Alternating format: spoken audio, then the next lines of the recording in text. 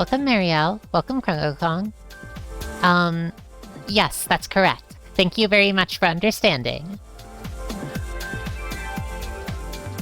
Hi, Mothbeam as well. Welcome.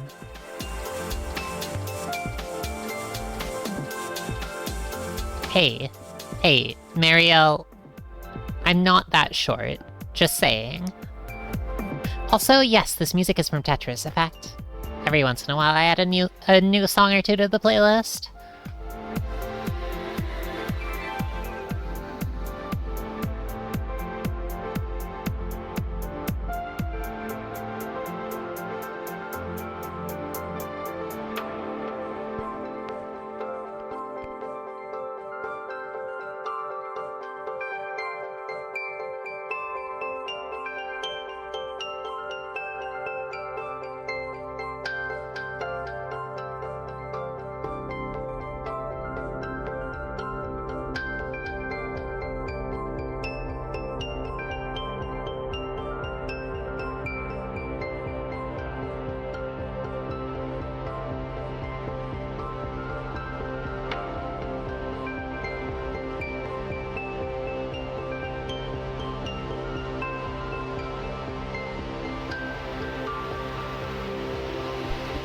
Welcome, Harmless.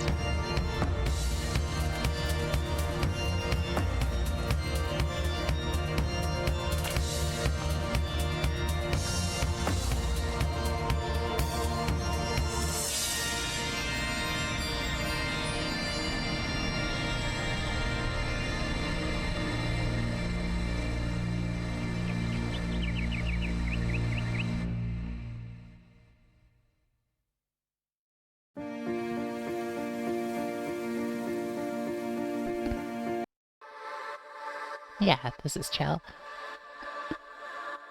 Greetings, travelers. Welcome to another episode of Hollowbel Storytime. You know, whenever I switch scenes, I feel like I don't immediately show up for a second. I wonder if there's some way to change that. Well, I won't worry about it too much right now. It's nice to see you here. Thanks for stopping by. Hope you all have been having a nice week so far. Welcome, Harmless. Welcome, everyone. I've had a rather relaxing week so far. I have something that I'm going to be busy with a couple days from now, so I wanted to stream a little bit earlier than usual. Though I guess I kind of swap between Monday and Wednesday, and also there isn't really strictly a usual for me. Things have been pretty peaceful since last time, though. I went on a walk deep in the woods yesterday, and it was really exciting, but it tired me out, so I guess it's nice to be getting back to some dragon stories.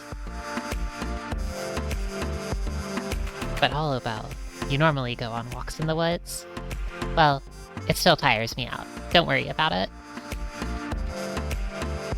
Today we're going to get back to a game called Golden Treasure, The Great Green.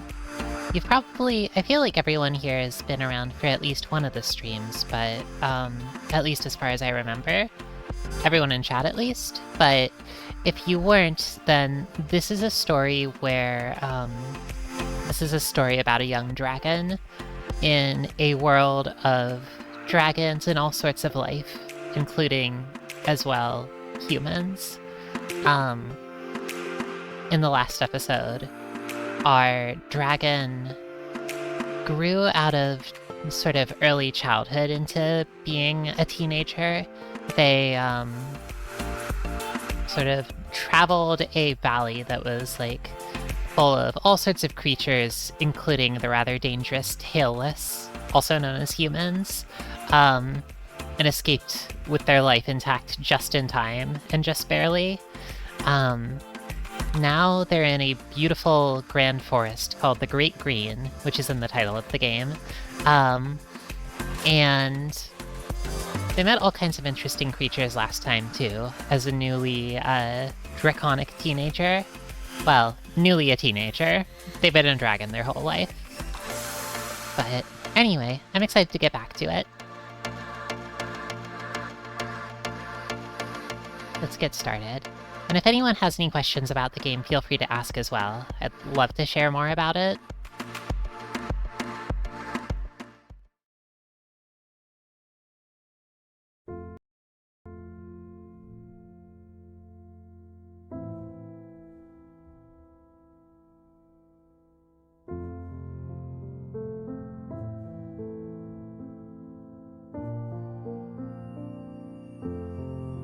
Oh, interesting. I like that it says, at least on this title screen, it says New Life.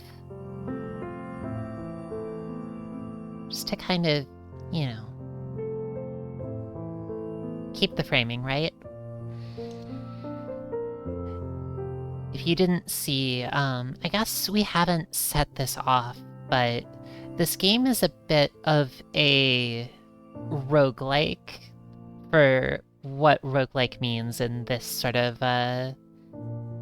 text-based / point-and-click adventure kind of game. It is possible for this dragon that we're playing as to die, and this dragon has 3 lives, essentially, at least within the game's system, but our dragon has already died twice. Unfortunately, or at least in the sort of context of the game, has realized they had a dream of being about to die via the way in which I got them killed, and were able to start again from the previous day. But I think that if they die once more, that'll be it for them.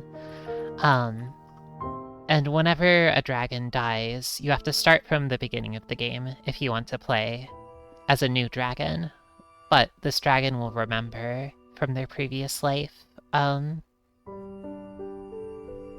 their sort of interactions with other animals. So their animal masteries, what you like learn from sort of fighting and hunting and like talking with animals, as well as any tarot cards that they find. Tarot cards are like achievements, but I haven't found any yet. They seem a little tricky. I guess this game has a gallery as well. I haven't really looked at this yet. Oh, this is wonderful! I actually feel a little emotional seeing all of these together on one screen. Oh my gosh.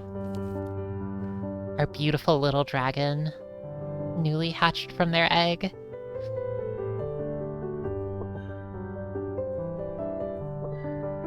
Seeing themselves for the first time.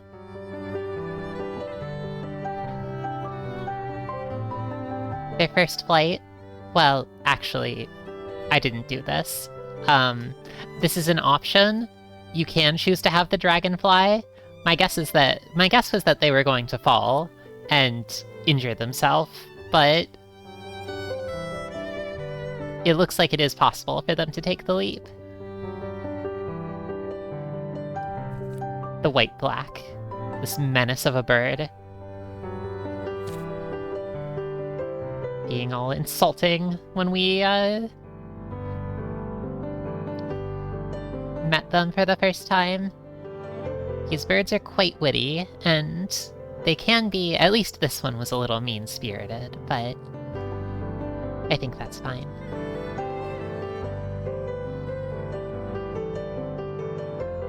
This one was sad. Our poor dragon's parent. Captured and killed by humans.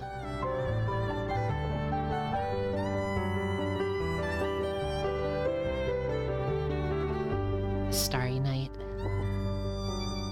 Darktooth. I love Darktooth personally. Darktooth is lovely. They're like 1,000 years old or something, and they find helping our dragon and any other younglings fun and also a little bit humorous. I think it's really cute, personally. Also, I liked the scene where they extracted the mushroom from us using their incredibly potent poisons. Oh, this one's so cute! Dragon and Firefly. Yeah, Darktooth's scars. Yeah, Darktooth has been through quite a lot.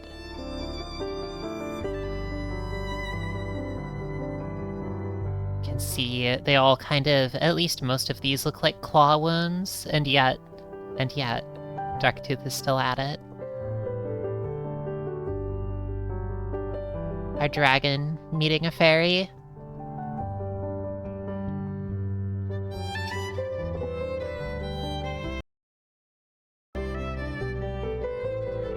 Meeting a river spirit. The herons.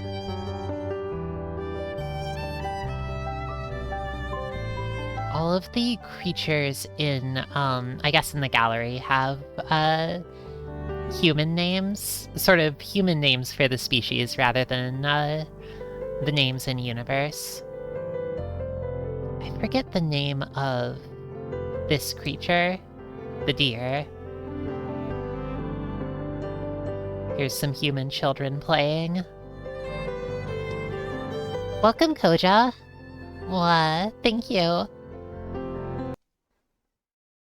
Oh, my apologies. Whenever I switch around, the audio cuts out.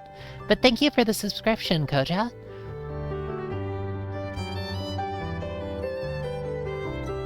If somebody... By the way, I don't really have a very good, I guess I don't have any indicators, like, visually for somebody subscribing or following. Maybe I should set that up, because a lot of people have subscribed and followed. If you have, for everyone who has, and I know a lot of you have, thank you very much. It really means a lot, and I appreciate it quite a bit. I've found out after I have finished streaming for the day, but still, it makes me really happy.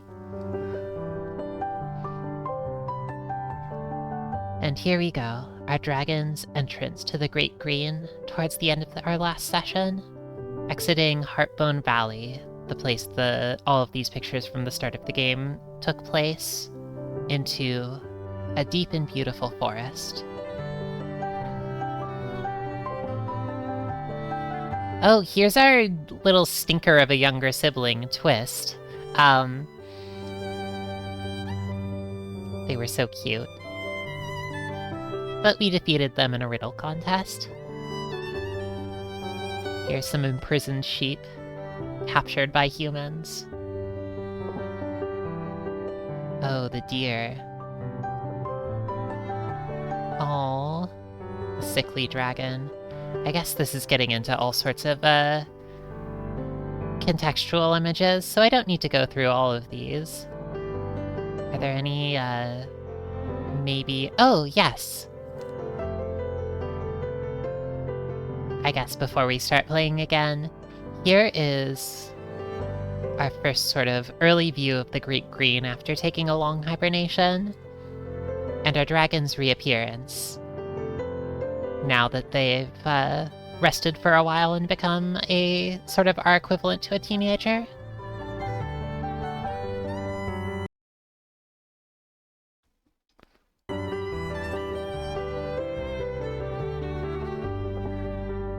Oh. A zoom?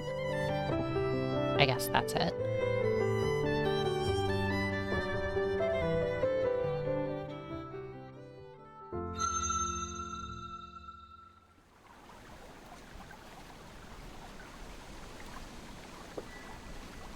Oh, we're very hungry. Wonderful. Alright, so for anyone not here for our, for the sort of previous 2 streams of this story, we are a dragon. We're in the summer of our life. We are not totally a child anymore. We are growing bigger and stronger, and we have a whole new world to explore.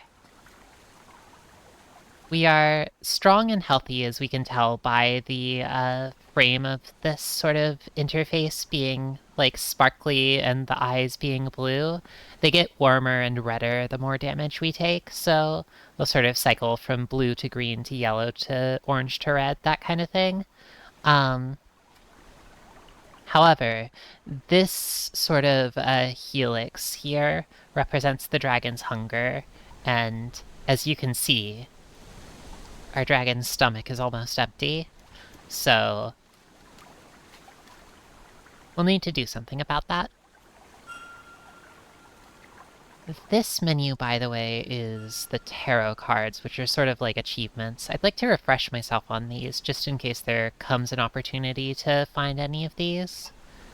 There are lots in part 1 that I never found. There's one you get for dying, so it's possible that we could see that one today.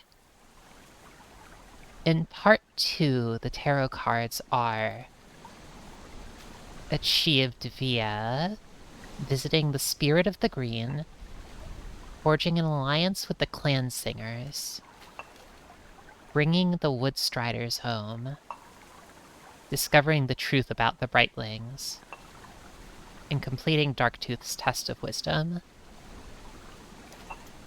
Oh, also allow no hunting ground to perish. That's interesting. These are mostly unfamiliar, but the Brightlings are the human-like sort of fairy people we discovered in the last session.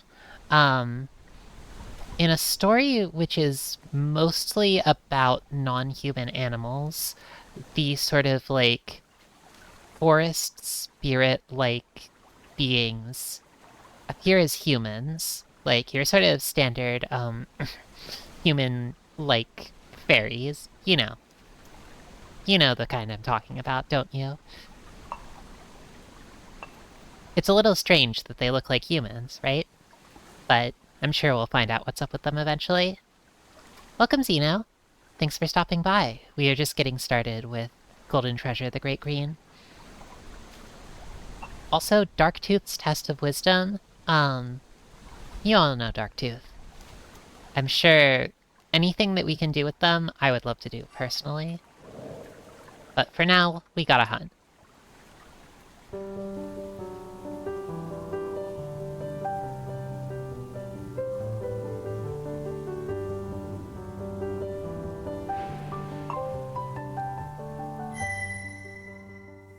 I'm not really sure whether we'll be strong enough to hunt here, but if we hunt a small feather beast, that's probably safe, right?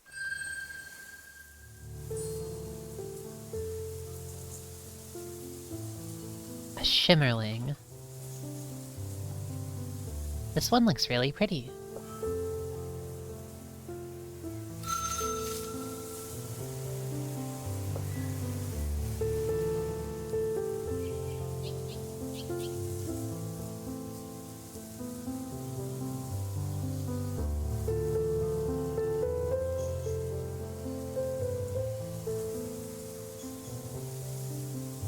Darktooth is definitely cool and definitely wise.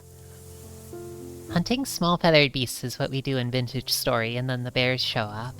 Oh. I'm a little nervous about there being bears or similar large, scary animals that our dragon cannot beat.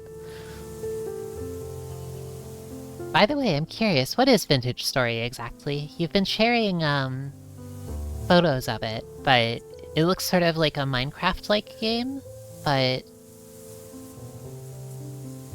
I was curious about it.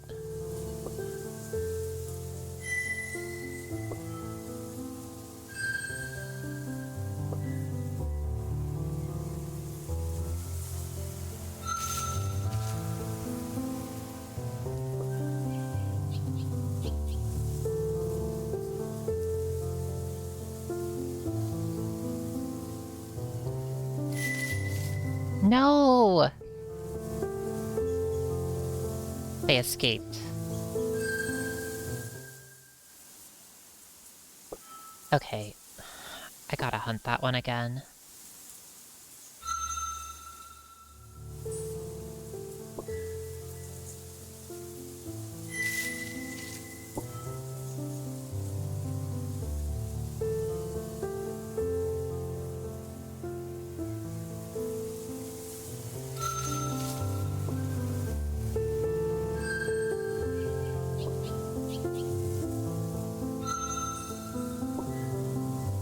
Alright, let's strike now.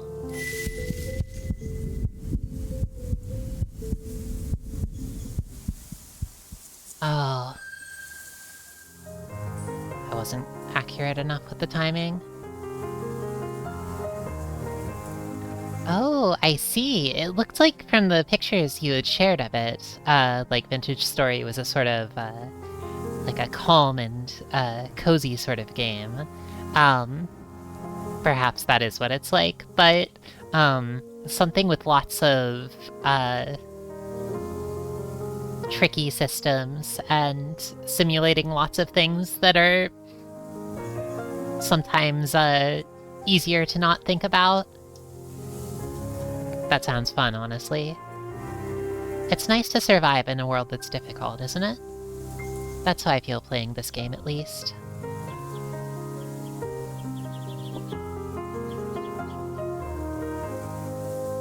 Alright, so the Shimmerling. No, I don't want to flee.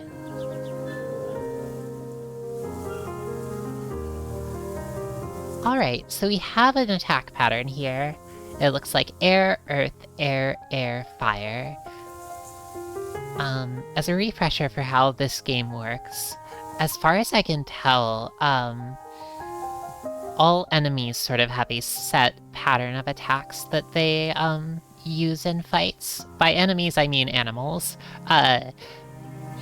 There's sort of like, in this case, the Shimmerling will use like an air attack, followed by earth, followed by air, air, fire, and then starting from air again. So if they attack and they use an earth attack, then we know that the next two will be air, for instance. Whereas if they use an air attack, the next move could be anything, basically. We can see a little bit as well. For instance, they're like they have a powerful air attribute, but rather weak other attributes. Yes, I love Dance of Destruction as a sort of a way of framing, like, the hunt slash, the dance between, hunter and prey. And I love the sort of, I think, like, the choice of music as, like, a kind of noble but, like, tragic kind of calming, like, piano melody is, like, really striking for a video game, really. It's really unusual battle music, but it feels like it does the hunt justice, you know?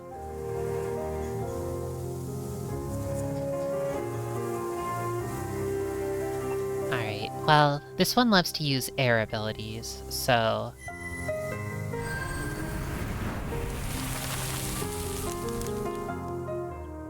Oh... Rest in peace, sweetie. The name of this being is... the Shimmerling.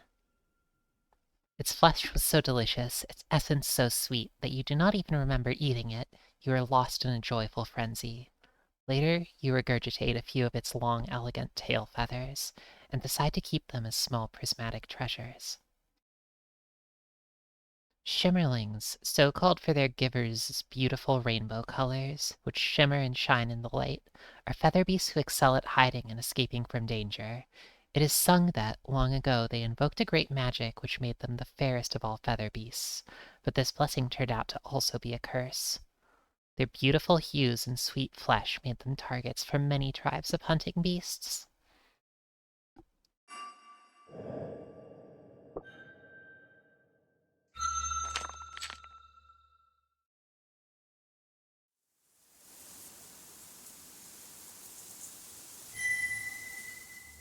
Let's hunt some more of these.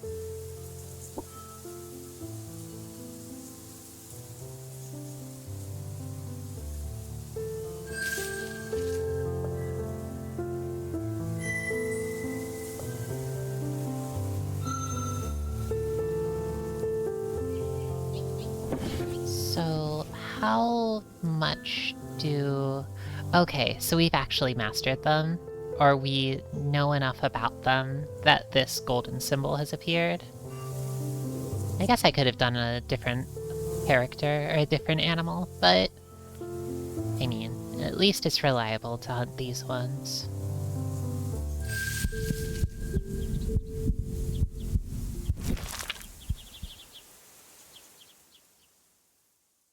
Oh, they weren't until I hunted this one. That's good to know then.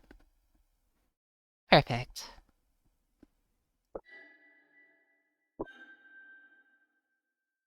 Alright, so now we have a lot more energy. Maybe we're at about... I'm not sure whether the bar can fill up all the way up to the tail, but we're at about, like, half energy, if so.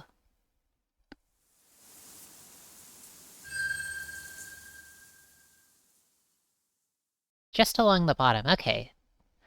This do we know, to be beautiful is to be seen, and to be seen and to be hunted. To be sweet is to be delicious, and to be delicious is to be hunted. If you would truly be strong, be hunted, you will grow swift and clever. But if you are not willing to pay the price of beauty, in pain and fear and endless escapes, it is better to be dull and tasteless. This is our way, the good way of the Shimmerlings.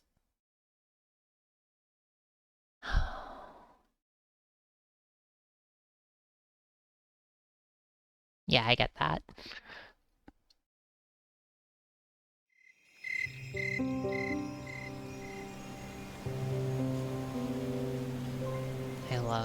I really, really love all of the little poems of the animals and their ways.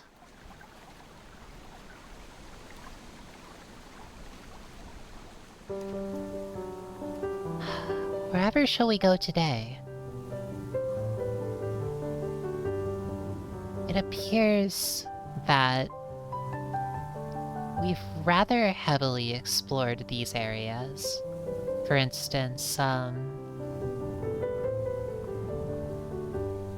this tree remains to be explored. But I think our stats were a little bit too low. I think we might have needed a higher water affinity in order to explore it. There's some kind of cave here. I think that's actually our cave. That's where we nest. Yeah, there was a check that we couldn't pass. There seems to be a dragon up here, and I'm not sure who they are exactly. I'm not sure if we've interacted with them, so let's do that now.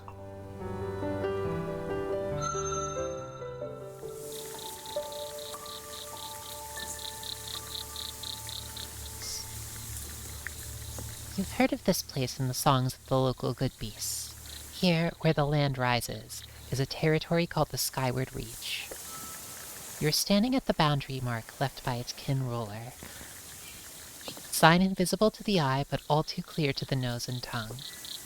Tradition demands that you either turn aside and leave, or announce your presence.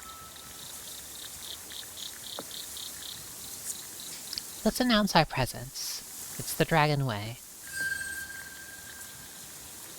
Your song of annunciation echoes about the low hills, but even after many, many breaths, no response arrives. Tradition dictates that if an announcement goes without response, the announcer is given leave to enter the territory without dishonor. Do so? I think this is dangerous, personally. There's a dragon icon, so I think we're going to be attacked. But cautiously you enter the Reach. In short order, you come across the scent trail of a wounded surefoot.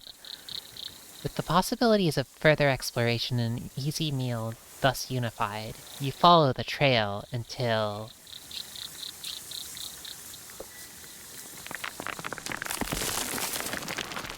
Oh, here we go. Incredibly, the ground itself has betrayed you. You had barely crossed the boundary when the soil and grass gave way, dumping you into an earthen pit. The sides are too smooth to climb, and digging out seems your only option. Even if you had working wings, there would not be enough room here to spread them and take flight. Yes, that's right, Harmless. We're in a real pickle. Oh, I love this. This smile, this smirk. You have barely begun to dig when the face of a rubykin appears at the top of the pit. I am the claimer of hidden riches, the finder of new pathways. I am the one who learns from the spinning weaver, the one who waits for the gain, who turns the land to my service. I am the maker of hostile lairs for unwilling guests. Its song is soft and smug, rife with the knowledge that it is looking down on you from a higher place. In your mind, a name arises, Vantage. A good name for this one who seeks to find a position of superiority from which to deal with others.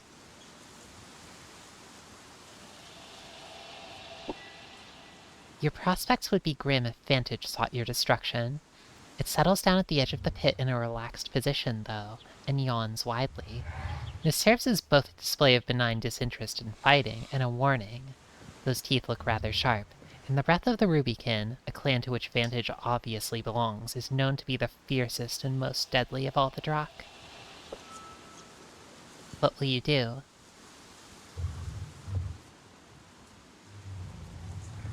Let's ask, I guess... Hey, let's be good neighbors and introduce ourselves. You begin to inform Vantage of your identity and place of origin, but are interrupted. I know of you, the youngling from the Spirit Wood. The claim went unchallenged because few would dare to lay their treasure down so near to the Green One. The Green One, huh? Is that the tree, perhaps? It claims life and death alike. It cannot be controlled. Perilously sacred and sacredly perilous. Ignorant, desperate, or foolish. I can hardly decide which to name you. What will you do? There's something interesting in this story, as far as I can tell. Something interesting about the dragons is that in your mind, a name arises. Vantage, a good name for this one who seeks to find a position of superiority from which to deal with others.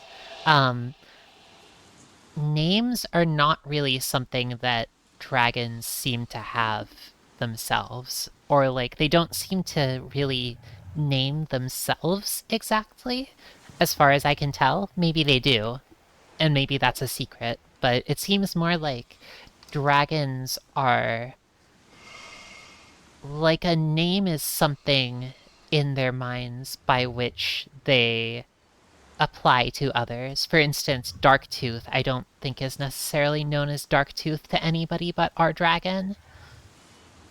A third-person thing, something that is a matter of someone else's perception. That's exactly it, Mothbeam. It's interesting. It's an interesting way to sort of use names. A nice little device for reader convenience? That's true, that's true.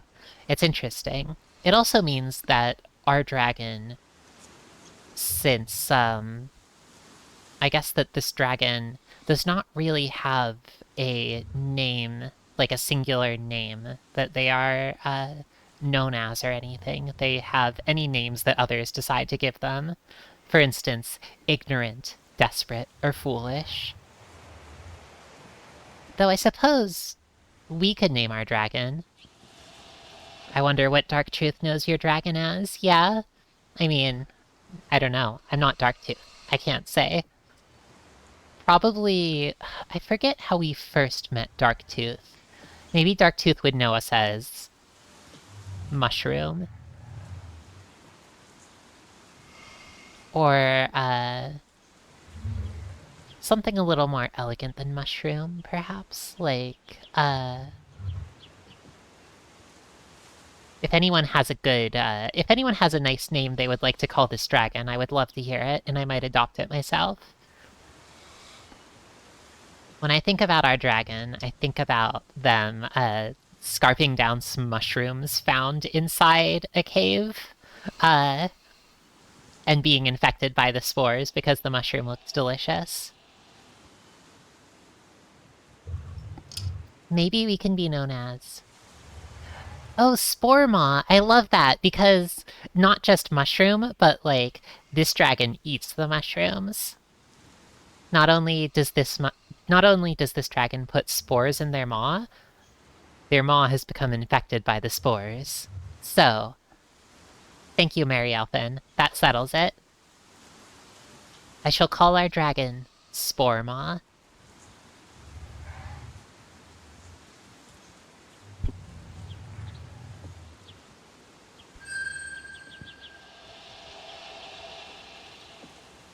Let's ask our friend Vantage why it has trapped us.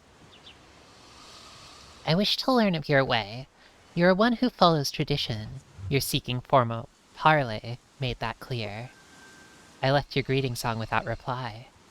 Are you one who treats emptiness as something to be explored, or something to be shunned? The former, it seems. Now, I am still learning of you. With every action, every breath, you give yourself more away.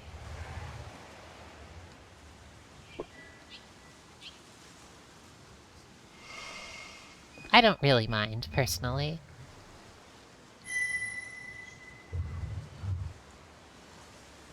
To claim the land near the very spirit of the Great Green is either foolishly dangerous or dangerously foolish. I have no intention of invading such a space.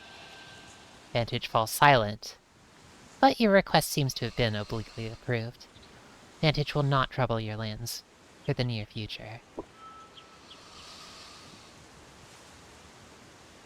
I'd like to be allowed to leave, but I also like the thought of challenging Vantage for a prize of treasure.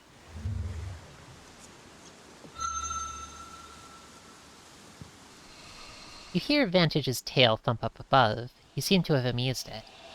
Wait here, it says peremptorily, turning away. A short time later, it reappears holding some kind of dark object in its paws. What is that? It has an interesting shape. It looks machined. You may have this, if you can find a way to take it from me. I will allow but one attempt.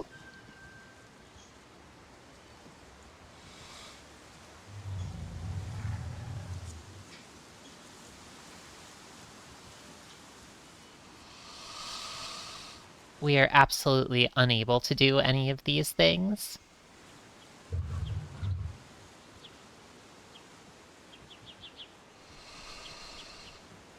But failure is a teacher too.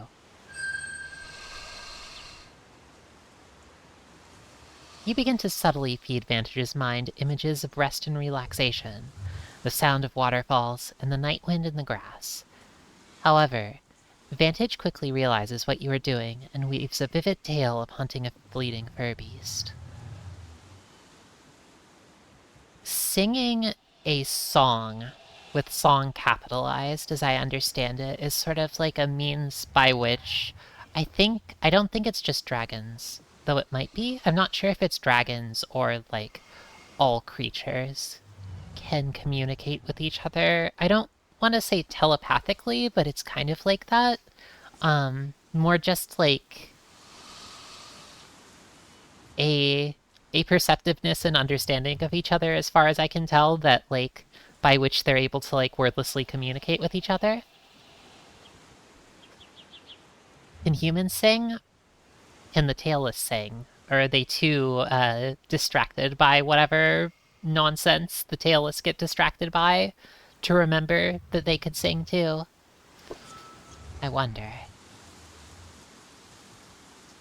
So artfully does it draw the sigils in your mind that you find yourself salivating, forced to imagine tasting its essence as its savory bones crunch in your jaws. By the end, you realize that, had you had anything in your mouth, it would now have dropped to the ground, slick with drool. If I were to attempt it, perhaps that would be best. That would be how I would get a Druck to drop something. You have failed.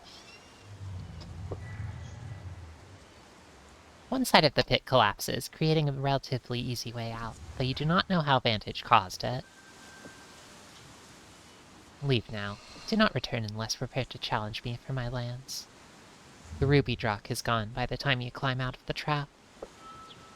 Soon you are safely back in your own territory. It seems as though the skyward reach is off limits for now. You've learned a bit about deceptive songcraft, however. Perhaps, one day, when you are stronger, you could challenge Vantage for it. It will undoubtedly be an interesting gambit.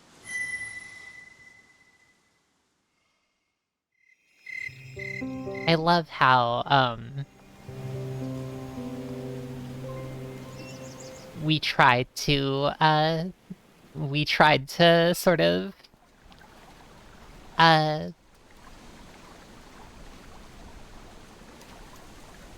sing to them in such a way that we would be able to get the treasure, and they immediately were like, no, no, no.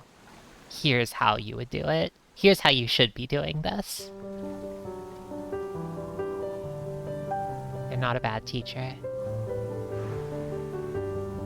Let's explore a new area, open up the map a little bit more.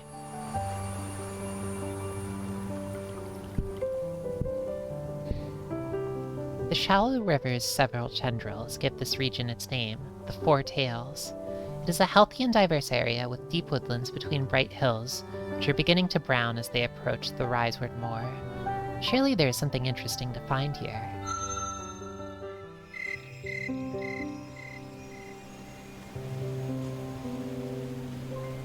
Yes.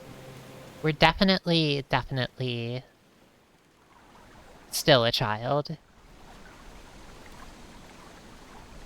Even though we are definitely a lot stronger than we were, and, you know, more worldly than in the first zone of the game, we are definitely still kind of baby when it comes to most things, yes.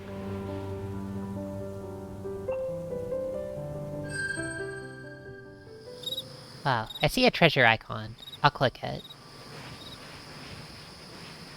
Here, where Earth begins to rise skyward in browning folds, you make an interesting discovery. Several large stones are birthing glistening progeny. They burn softly with a color which reminds you of sun. Perhaps Earth longs for him, and made these in her yearning. These are not metallic shinestones, but gems, and will not be melted by your breath. Extracting them from the stones will take much time and care, but such shiny things as these would be highly prized by any kin. Let's try extracting them, but slowly. I feel like this is an option where we could, like, melt them, perhaps. Oh, a special tool. Reliable, honorable stone, you were taught in the chamber. You would now like to add stubborn to that list of attributes. It is positively scandalous how it refuses to give in and let go of these treasures. That anything should be harder than a Drakkin's claws and teeth seems like a failure of order within the one song. That's a cute way of framing it. Spending the better part of an entire sun trying to wrestle treasure from the boulders is so consternating that you occasionally have to stop what you're doing and roar out across the moor in pure frustration. By sun's end, you have some new wealth to show for your trouble, and also 2 new broken teeth. New ones will grow in during your next great sleep, but for now...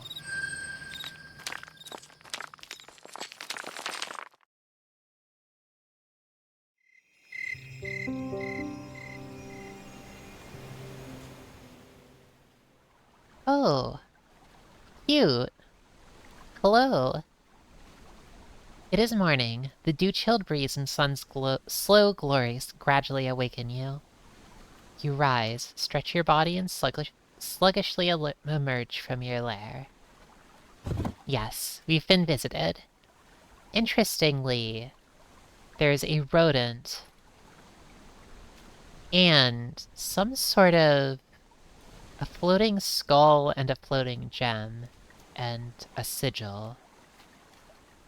This looks like a usual halo, but it seems to be in gold, which I've wondered about. I think we saw a creature with a golden halo before, but I'm not sure what their nature was.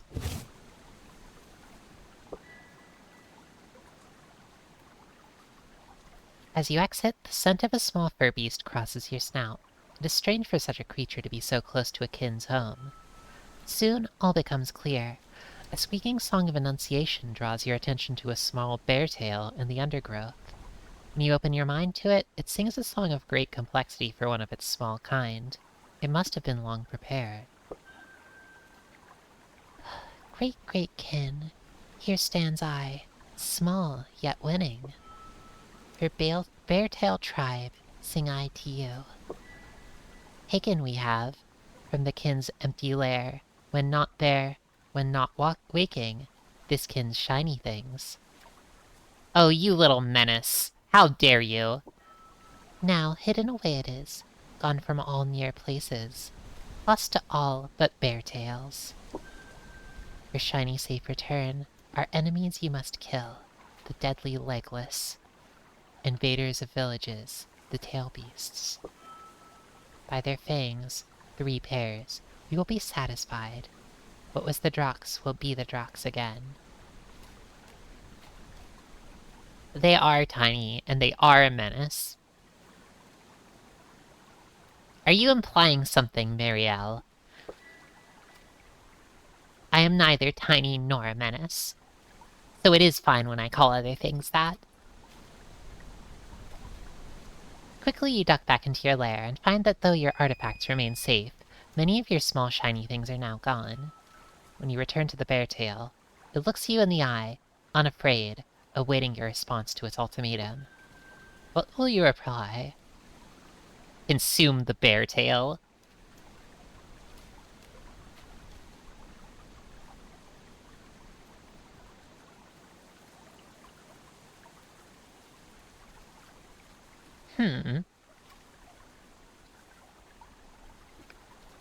I bet they would taste good, but I'm really curious about their golden halo. It feels important somehow, but...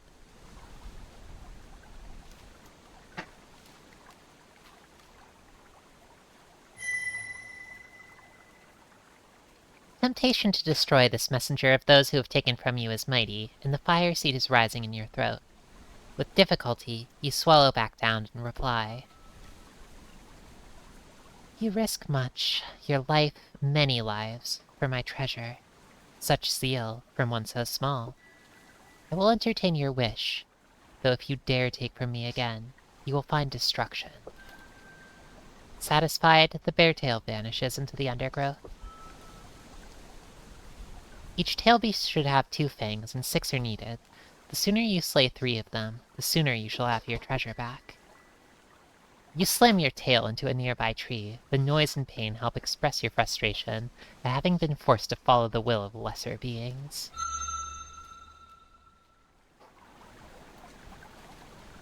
Well, that's annoying, but let's do our best anyway.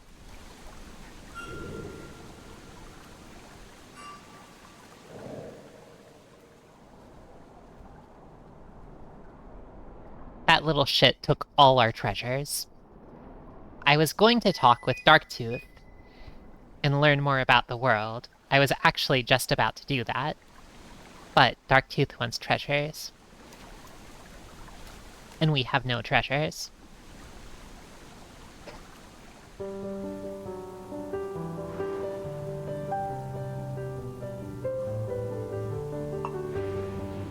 I'm not really sure where to go hunting. I would imagine that this is probably...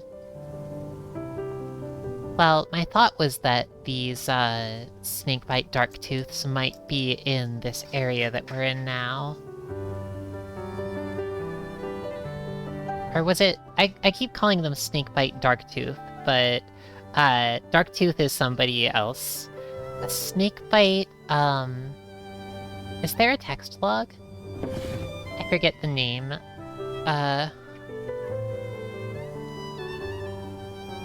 Or was it something else even? Deathbite tail beasts. I completely got the name wrong.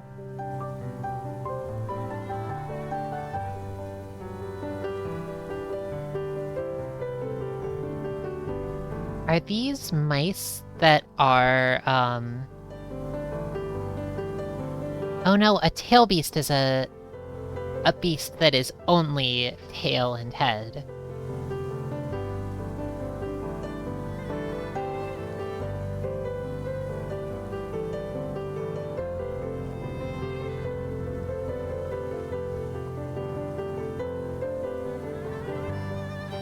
I wonder where we could find them.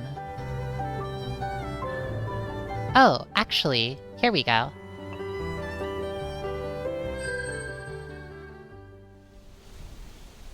The familiar scent of Deathbite Tailbeast.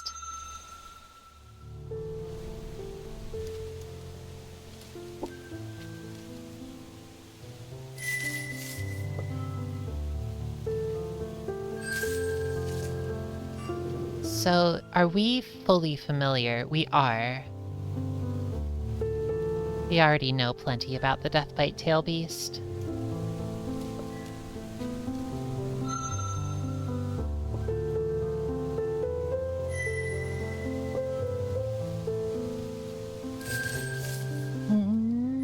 No, we gotta chase it.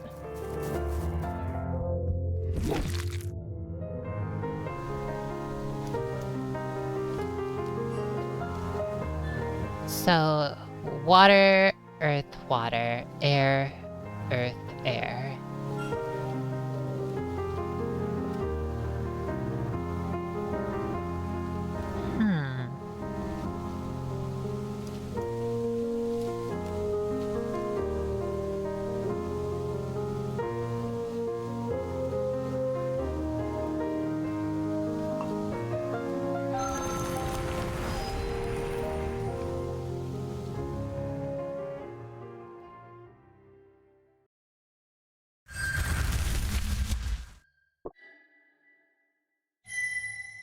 Alright, so we just need to hunt 2 more of these and then we'll be fine.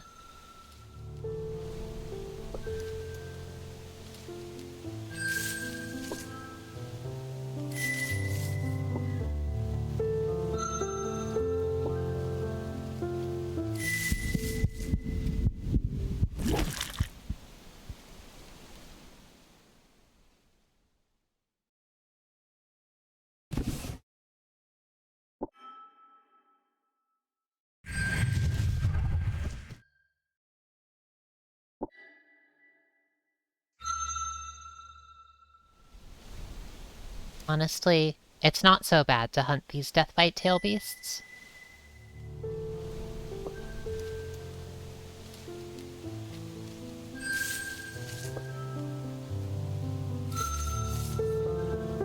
I'm rather frustrated that this, little menace of a rat insulted us and took our treasure. But all it costs is our pride, exactly. However, what has been stolen cannot be so easily reclaimed.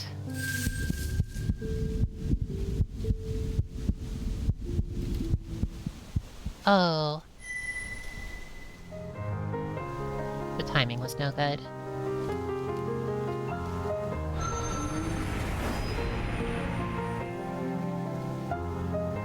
So next will either be earth or water. Might as well use Swift Strike again. And then I think it will be an earth ability next, so...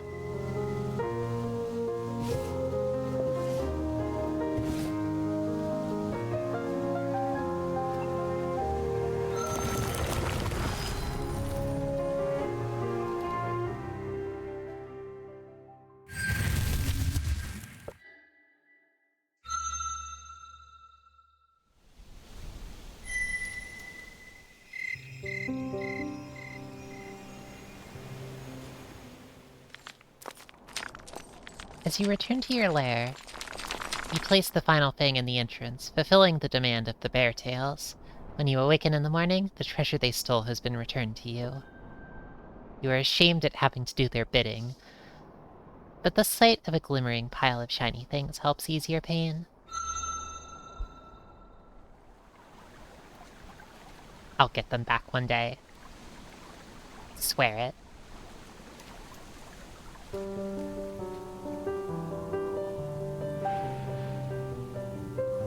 There's some strange...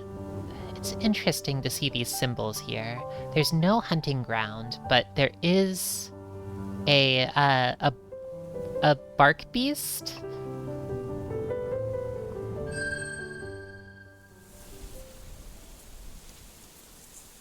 What a cutie.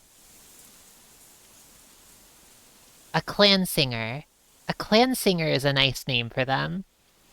Look at me calling them a bark beast. Clan singer is much nobler. While exploring your lands, you come across a young warrior of the clan singer people. It is alone and unlike most of its kind. When it senses you, it does not sing to gather its clan. Its body language is cautious, yet respectful. It seems to be leaving its homelands, though you have heard that the clan singers value their lands and family above all. What will you do? Let's try to communicate. They actually have a rather interesting... I see that... What is this? They have a purple aura in their body. And there seems to be some sort of purple wind over here, but purple is a strange color in this game. I feel like the rats who could use math and seem to know too much for a creature of the earth had a purple aura as well, so it's possible that this... Oh yes, that is a purple halo, like those rats down there, perhaps? It might not be exactly the same, but the rats I'm referring to are rats deep within a very mechanical-looking cave deep underground in the first section of the game. Rats that, in a world of wild creatures, fought by sort of... They were able to use math, and they blew themselves up with bombs. These were creatures that knew too much, clearly. Perhaps the tailless infected them somehow? Or perhaps they learned to do these things themselves. Who can say? You wordlessly hail the good beast with a plain, unhidden approach. It stops, waiting for you to draw near. There's only a tiny hint of fear in its scent. Iam seeks through the boughs. What business has one of the ancient kin with a lone clan singer?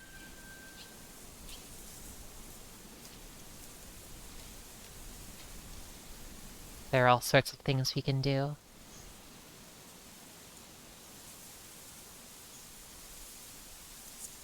Ask after the clan singer, people. What are their ways and truths? The clan singers are proud children of earth and sun. We have knowledge of a great truth. Many can become one.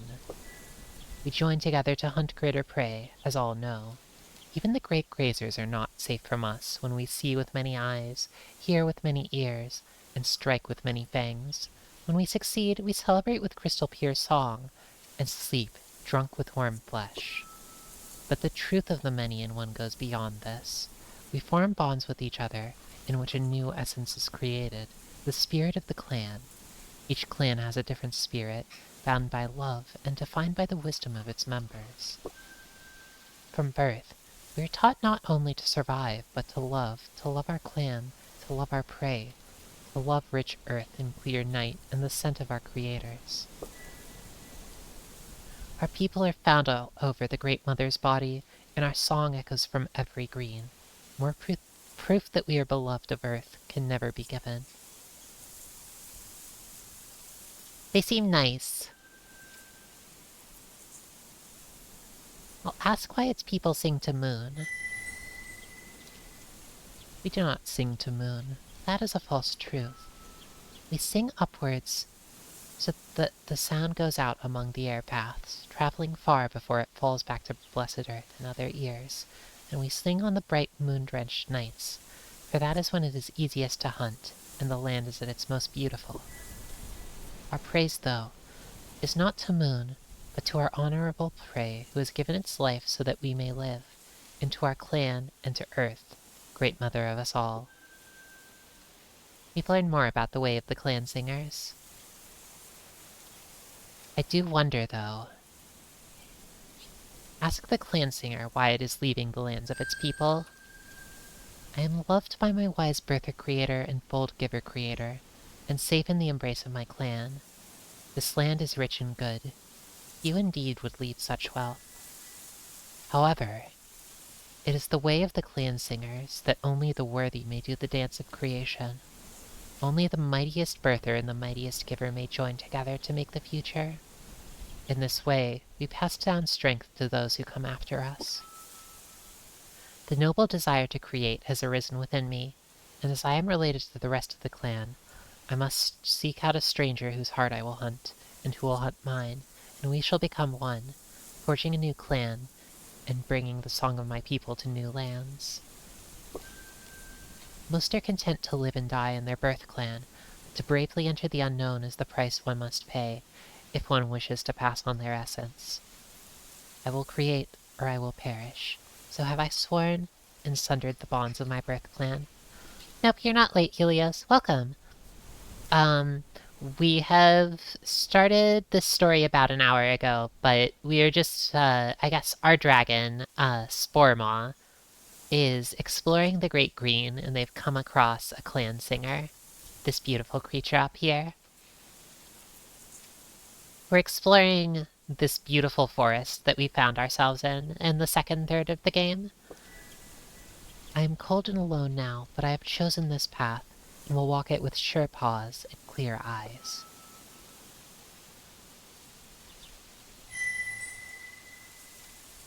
Hey, do you know of any treasure? Indeed, I know of many treasures. My creators, Splits the Night and Fragrant Spirit, are treasures to me. Aww. My clanmates, each of them, I treasure in my heart and will never forget. The Hilden where I was born is a treasure. The prey I have consumed were all treasures, and this land is a treasure. I hold them all within me, and they can never be lost or taken. Well, as a dragon, I was looking for shiny things, but that's fine too. It is sung that the kin seek strange treasures, things which cannot show love, and which can be stolen away, yet are somehow valuable. If you seek such things, great kin, I know of none. But You know, my mom said that it was important for a Drakkin to find treasure before she died. Are you saying she was wrong? Leave me. I dismiss you from my presence. May you learn, live, and love, great kin, if love your people can know.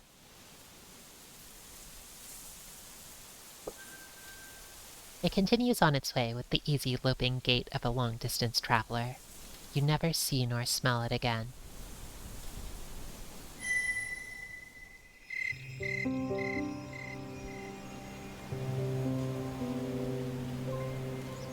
I think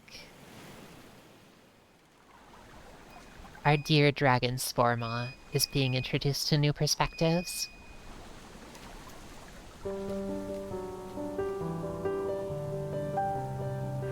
What is this symbol? It looks like twin lightning bolts? Or a headless, tailless, perhaps?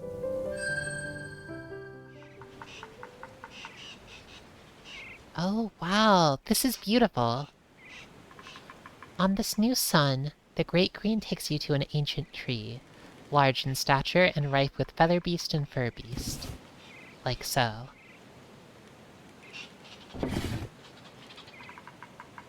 I don't think that we named that wolf. Or that, the wolf named themselves. As you approach, a tree tail sings to you for aid with a frantic song. They mar, they break, they maim, scarring the skin of our sacred home, feasting upon the tiny children of the green, the feather beasts, the bark borers, the defilers. We struggle to defend our sacred tree from these ruinous invaders, but the fire of destruction lives within you, great kin. Aid us now. Destroy the bark borers. We will pay in shiny stones. Before you have time to decide, a bark borer sings out as well, its song full of garnet frustration. Ugh, they starve us, drive us from our prey, zealots raving madness and righteousness. The fur beasts, the tree tails, the fanatics. We struggle to survive in the midst of their fervor, but the gift is destruction is yours to bestow, O kin. Aid us now, destroy the tree tails, we will repay you with knowledge, for we are unbound and have gathered small secrets to ourselves. What is your will?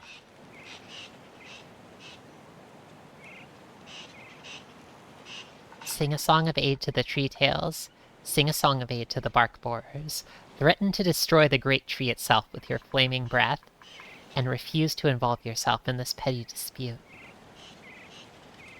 You know,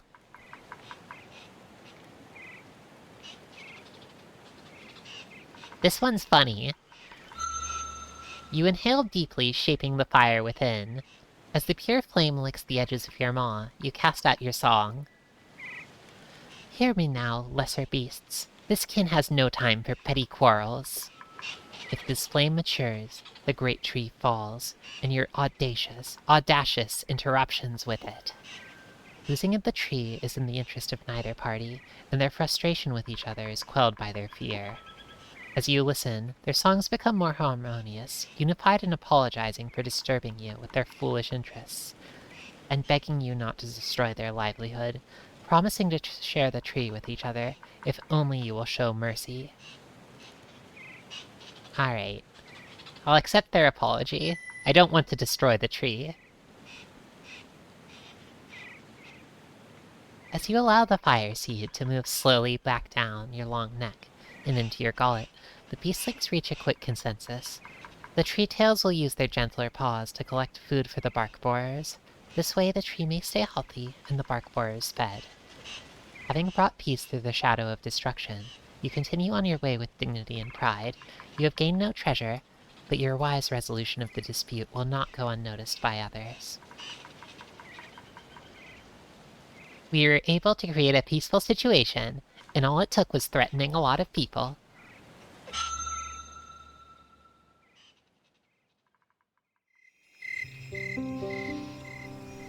It was interesting that that seemed to raise our reputation I wasn't sure. I didn't know about reputation, but I guess that we have a reputation.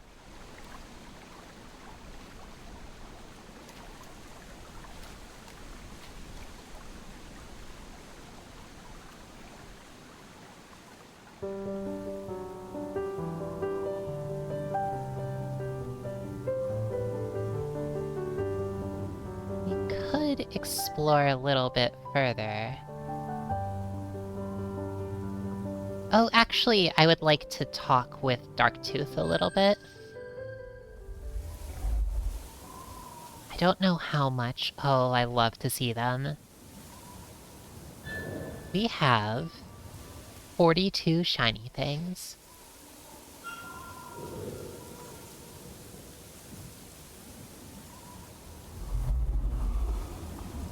Great one.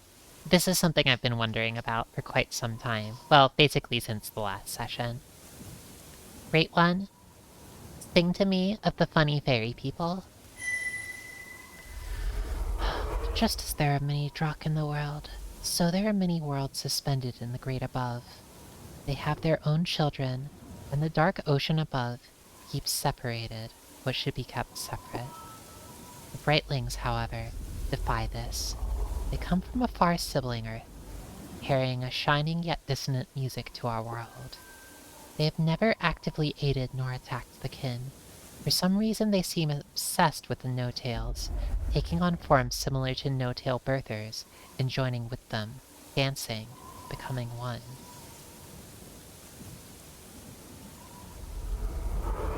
They're aliens? Seriously? I guess that's pretty cool, too. But I definitely wasn't expecting that.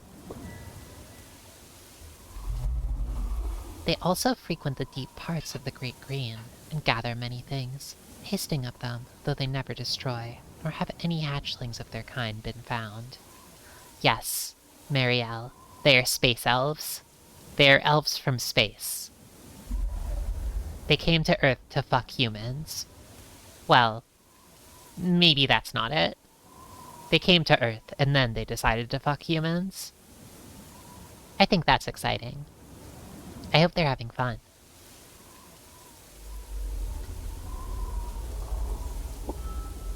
More than this cannot be sung, for nothing more is certain.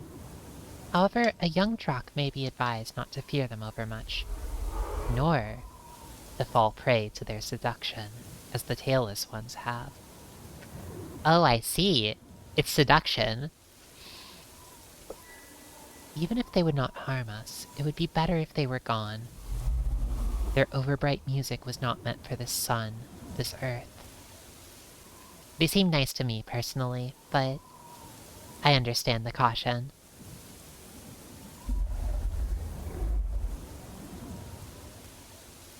Great one, sing to me of the clan singers. I feel like the clan singers... I don't think that they are...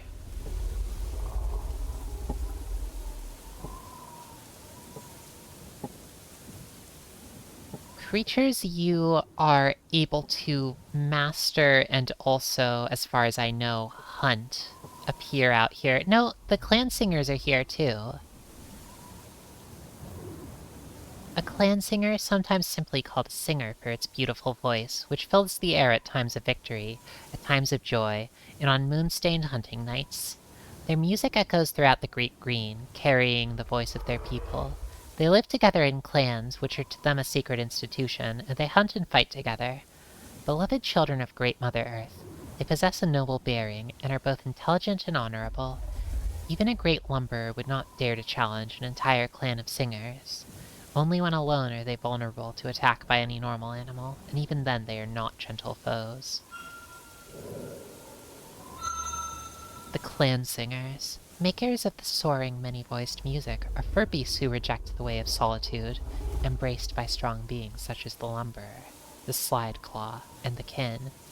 Is a lumberer like a bear, maybe? Yes, a lumberer is a bear. Very good.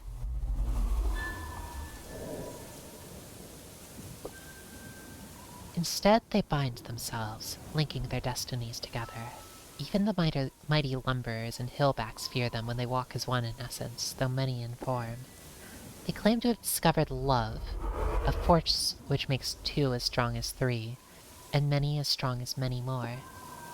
Some claim this is mere delusion to justify their strange way. Others say there is a powerful music at work in this love. It is not for the kin to follow their way.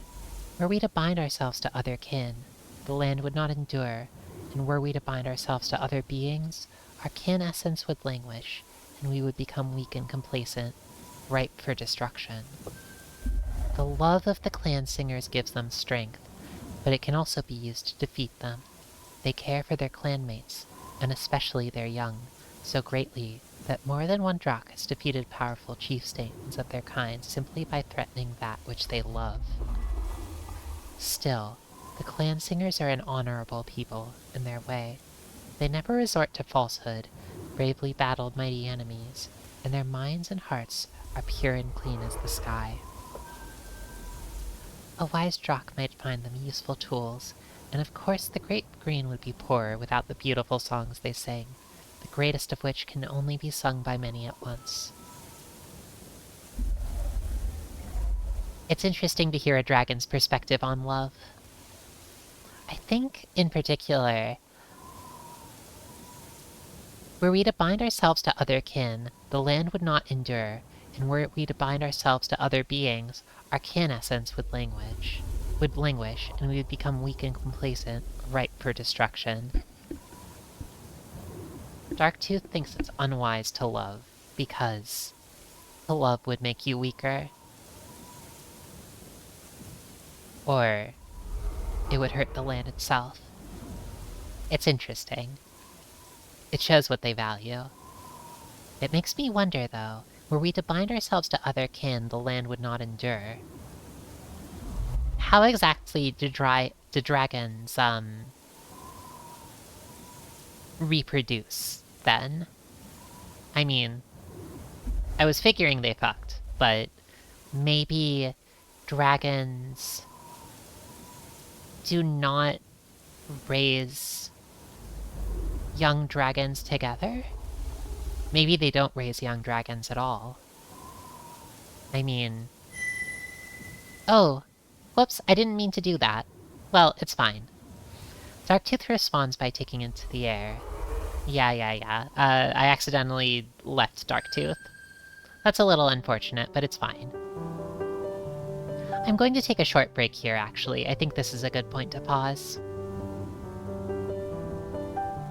I'll be back in maybe 5 to 10 minutes or so. But I'll see you all then.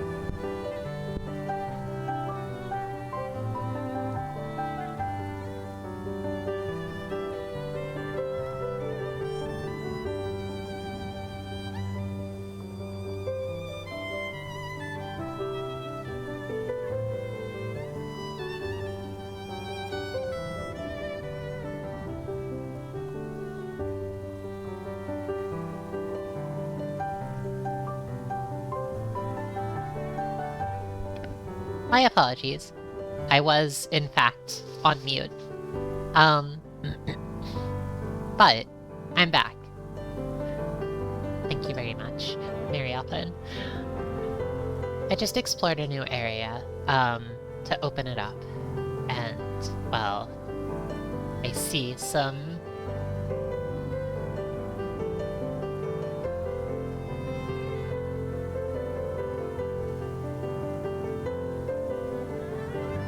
what would be a nice name for this sort of creature? Maybe something like a,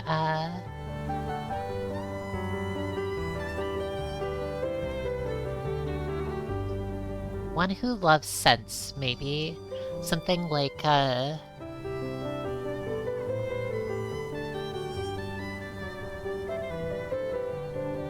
scent finder? I'm not really sure. Scent hunter? That sounds a little... They aren't really one to hunt very often. Or at least that's not what I think of. I think of them foraging for mushrooms. Perhaps I'm the spore maw here? And of course, there's one of these. As well as what appears to be a fire. I should probably put that out. This is my domain now. After all, I say from Spore Maw's perspective. Thus, I must protect it. The shallow river becomes two here, and so the local good beast often called this area the Split. This coldward edge of the Great Green is pleasant and fertile for the most part, but is also the part of your domain closest to the tailless lands. Though they are still quite far away, you may seek your fortunes here with little fear.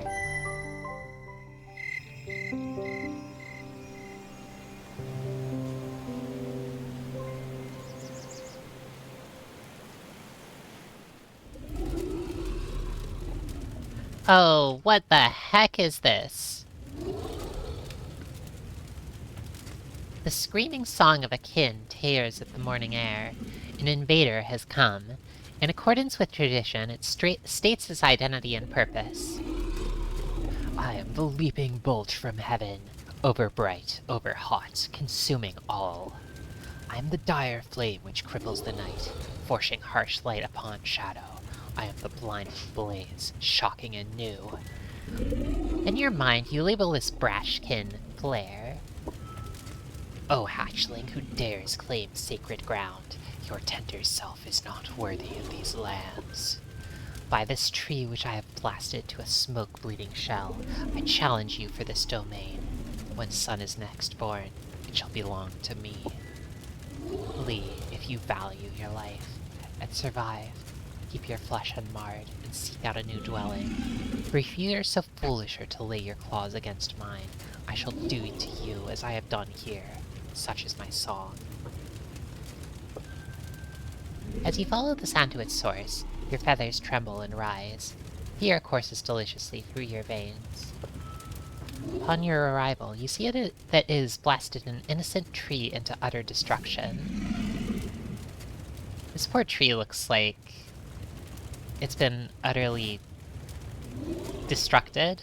It means threat stance, slamming its tail into the ground repeatedly. The set of innocent cinders fans the flames of righteous rage within you. Its mocking song is repeated over and over. The crash of its tail, again and again.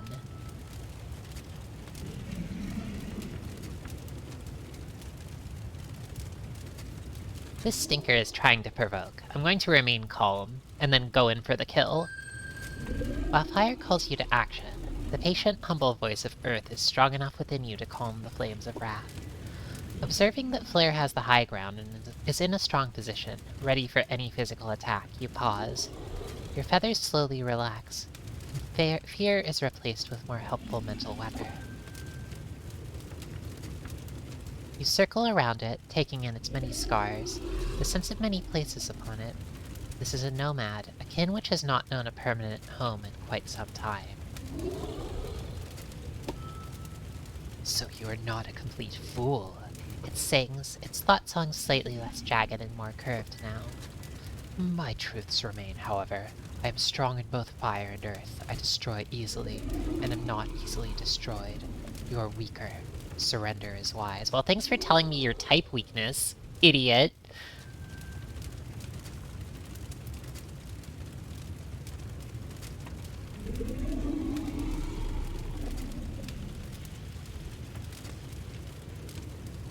Try to assess players' strengths and weaknesses. Well, we can continue with that. Body low to the ground, you slink in and out of Flare's reach quickly, slithering right, then left, then uphill, then down. As Flare reacts to your movements and feints, you successfully assess its abilities. This looks something like, fire, maybe like 4? Water 2. It's very weak in water. Air 3. And earth a lot. Something like, I mean, my guess is like 5 even.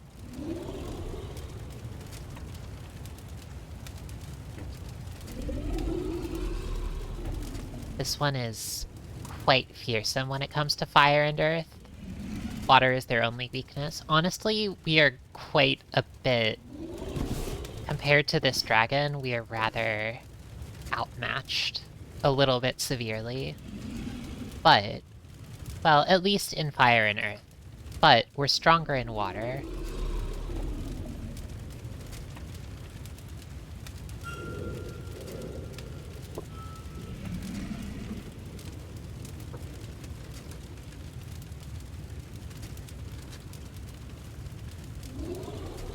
I'm honestly tempted to go in and attack to show them up, but... maybe we could get something out of offering to trade. Blair snorts in derision, emitting a tiny fire flash. This is the trade. I shall give you your life in exchange for stewardship of these lands. I'm interested in nothing else, and you must answer my challenge or forfeit your claim. Fight or flee. Victory shall be mine in either case. I'm going to do a battle song of my own. Summoning up all of your mental strength, you blast the interloper's haughty song back, launching your own against it. Flare's will is strong, and its aggression leaves no space in the air for a retort, but with a mighty roar, you shatter its concentration and force it into brief silence. Through the sound gap, you sing of your just claim to this holy land. In Flare's mind, you create an image of yourself as the unassailable lord of the Great Green, with your feet steadfast like the roots of ancient trees. The rivers flow with your own essence, the air is your breath, and you are feared and loved by the land. Flare shakes its head, trying to rid its mind of so many images of your dominance. Failing, it launches at you in a rage, but you've successfully shaken its deeper confidence. You've won the dance in spirit, and now only an easier battle of flesh remains. Oh, we're actually going for it. Alright, here we go. The dance of destruction begins. You cannot retreat from this fight. Stand with pride and fight with honor.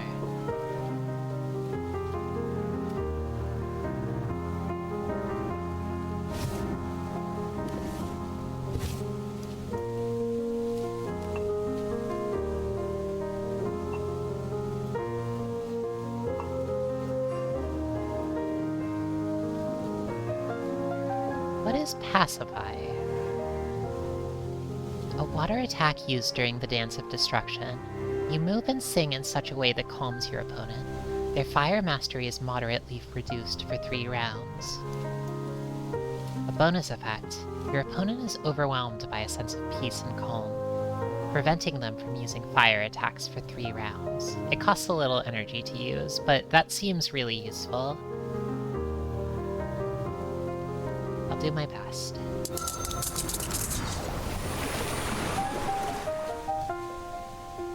You sing a soothing mind song to your foe, and their inner fire is greatly weakened. Flare, summoning its inner fire, channels a torrent of flame at you. You're battered. Your wounds are beginning to slow you down. So now, We've made their fire much weaker. We've maybe even prevented them from using fire attacks entirely. At least for the next few turns. This is maybe not entirely ideal, because... Is this armor an ability we can use? No, it doesn't seem like it.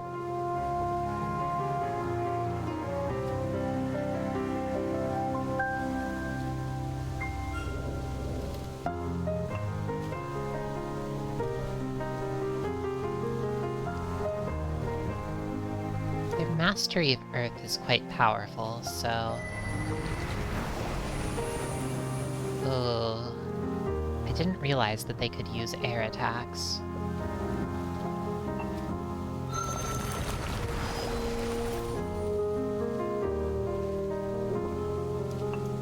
I think now is the time to... Yeah, I was thinking that I disabled fire, but now I should probably use water now that fire is enabled again, right? Serious damage versus moderate damage. I'll continue. Oh no! It's still attacking with air.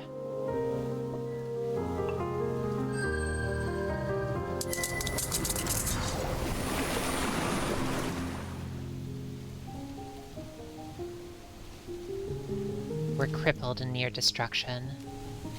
And yet... I wonder if this... guarding means anything.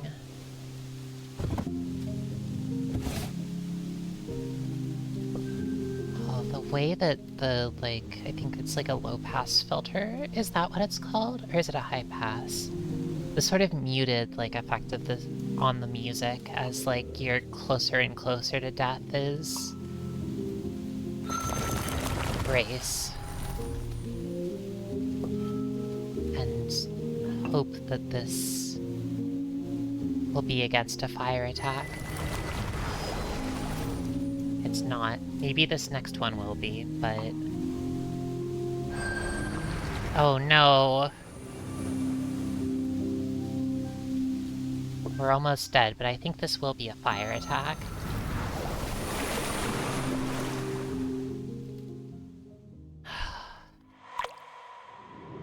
Our life was lost in the dance of destruction.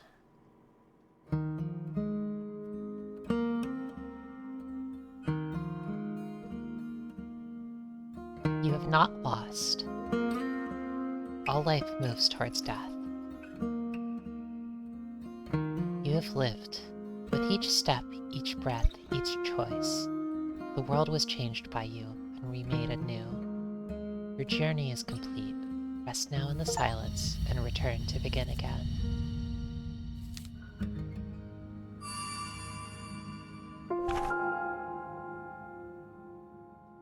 Death is not a failure, but only an ending, and all endings are beginnings in disguise.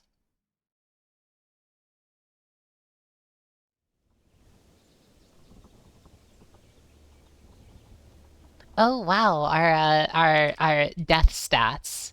You had 34 shining things.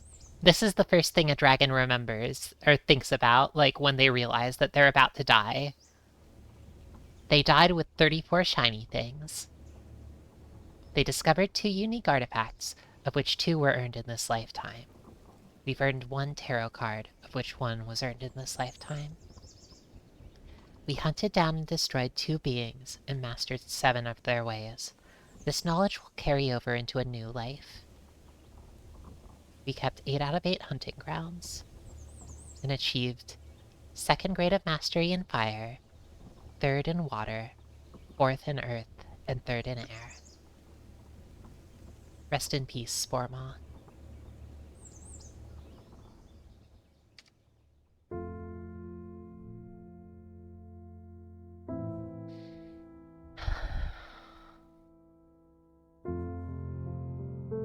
I am sad, though.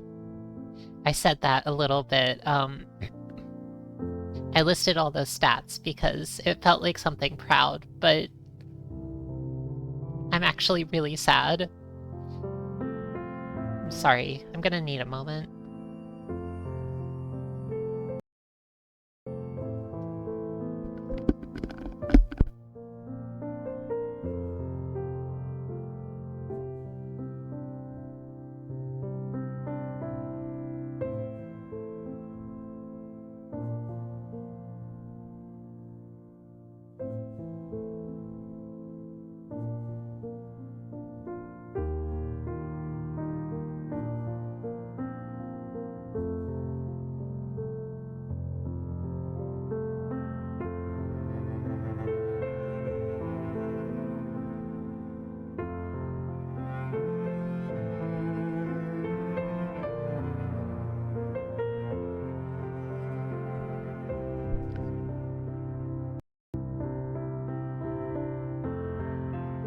Does anyone want to say anything about Spore Maw?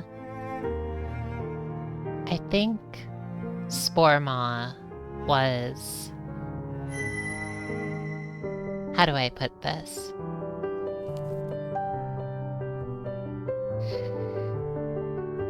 Spore Maw was a wonderful and beautiful existence. They were kind of stupid, but I think they understood that.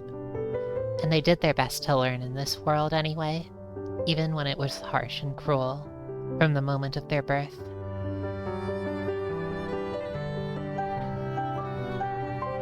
They liked to put things in their mouth that they shouldn't, and yet, in doing so, they learned something that someone wiser might never have known. It's a gift to experience the world as a fool.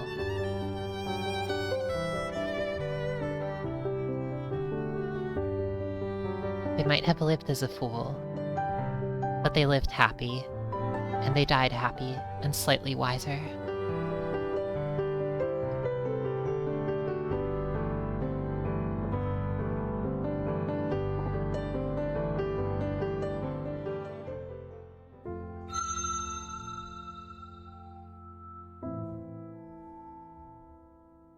Let's begin again.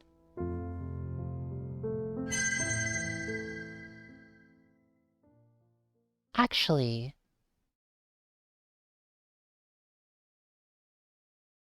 I don't know if, I guess I could have started before the tutorial. Or after the tutorial, maybe? Like, if I say new life, childhood in Heartbone Valley,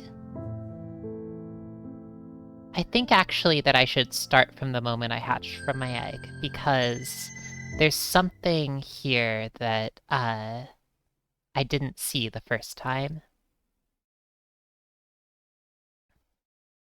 So I guess that this is a little bit like an initial stat distribution. Speaking of experiencing the world as a fool, yes, Mary Elfin, that was what I had in mind.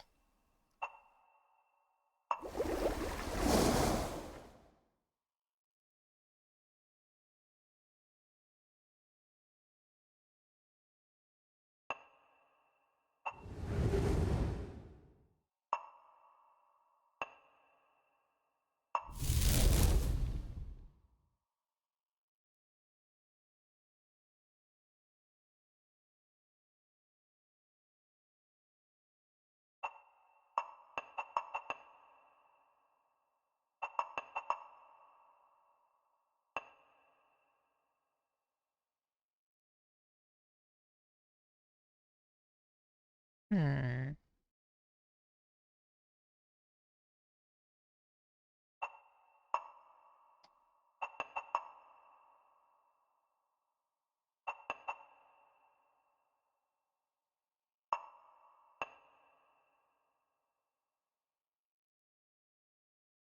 I can't raise this any higher. I'm not really sure how this works exactly.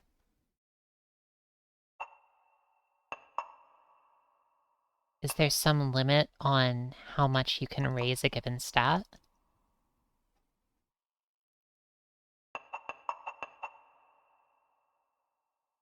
Well, this is fine.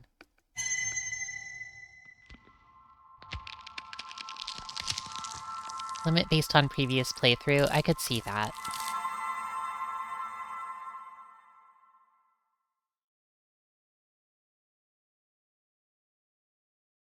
Happy those early days, when on some gilded cloud or flower, my gazing soul would dwell an hour, and in those weaker glories spy some shadows of eternity. Henry Vaughan, The Retreat. Alright, our new dragon is here. I'm not going to read everything. I'm not going to read the entire narration unless it gets to a new part. I think because this is the second playthrough, we could go a little bit faster.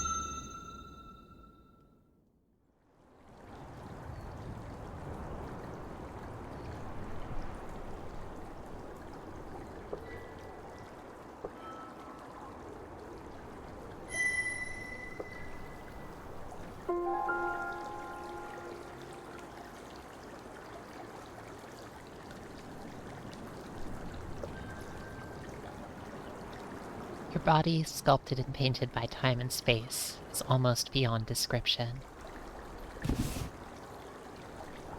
This dragon is so beautiful.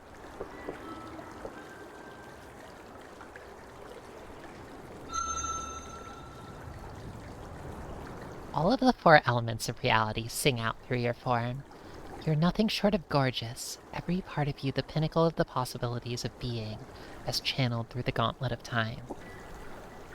You are the kin, the children of above and below, and you feel a deep and shameless love for everything you are. This indeed is the perfect and ultimate body into which your essence has been woven. These are the limbs with which you will walk the paths of this life, the teeth and claws with which you will mete out the judgment of destruction upon other beings. This is the fruit of your creators, and this is the body whose legacy may be bequeathed to others, if you survive long enough and are found worthy. This is yourself, worthy of respect, admiration, and every success.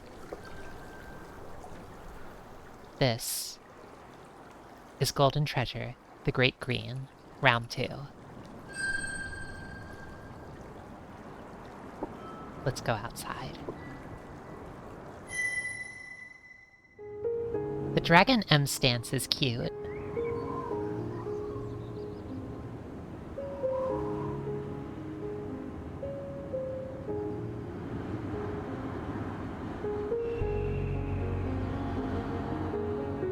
Oh, I like the sort of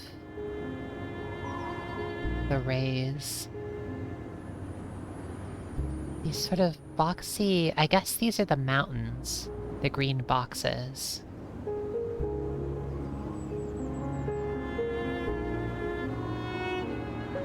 That's right. Now that you've emerged from the Great Mother's flesh, you can see her more completely, and her power and beauty are beyond your wildest hope. The trees are her feathers, and the mountains her spine. Her breath is the wind, and her essence flows in streams, rivers, and the distant sea. Above you, Sun, the great giver, shines his own endless essence down upon earth. He blazes above you, mighty in his glory, beautiful and shameless in his circle dance of creation, by which all that carries the rhythm of life is ultimately begotten. The air between them is sweet with life and light, the fruits of their union. The wind blows, teasing your wings. A wild desire to tread the air, to rise above, fills you. What will you do? Let's fucking do it. You spread your wings and leap fearlessly from the heights, knowing that Earth cannot hold your Dratkin greatness. For a single beautiful moment, you hang in the air, and then... Let's make this moment last a little bit longer. This dragon was brave enough to try flying. And so they flew.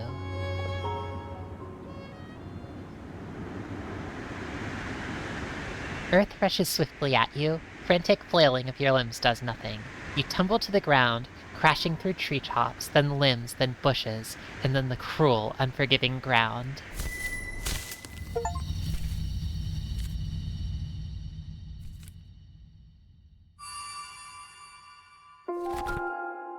The Fool. It is fitting that a kin's reach should exceed their grasp. Failure is a far, far better teacher than success.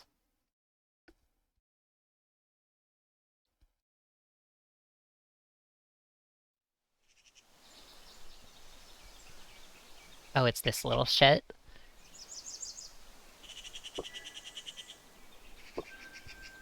The white-black.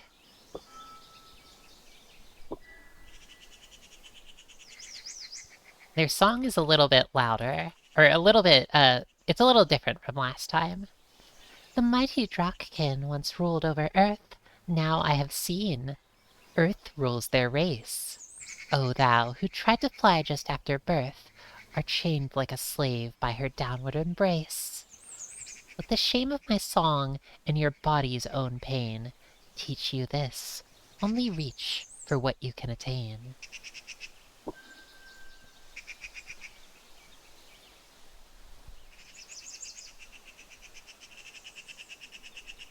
I'm going to attempt to get it to divulge a secret. You express your deep admiration of its beauty, noting the subtle blue shimmers within its dark feathers and the pearl-like shine of its later parts. You confess envy of its ability to dance so very gracefully upon the wind, and the legendary cleverness of its people.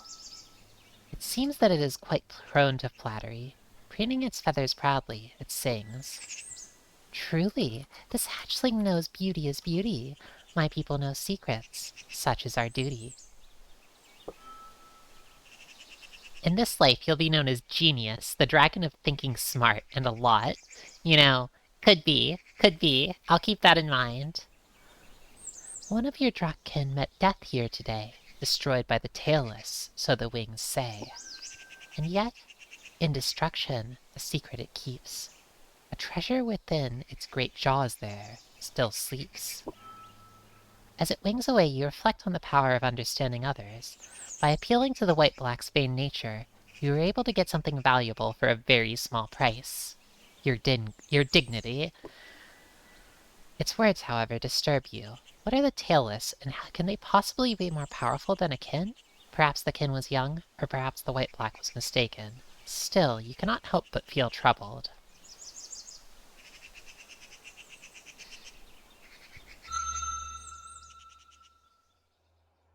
Alright. The humans killed our parent. Yet, however,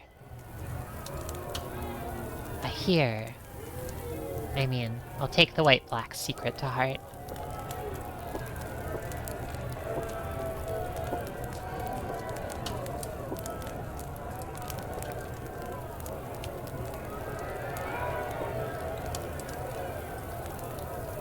Let's try to draw closer.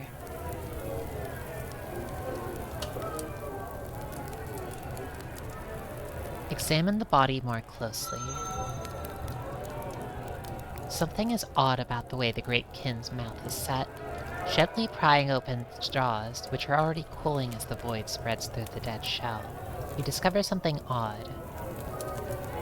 One of your creator's incisors is made not of toothstone, but rather some kind of pale crystal. What, would that make them pale tooth?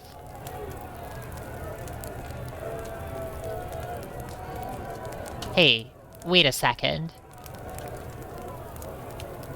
Pale tooth?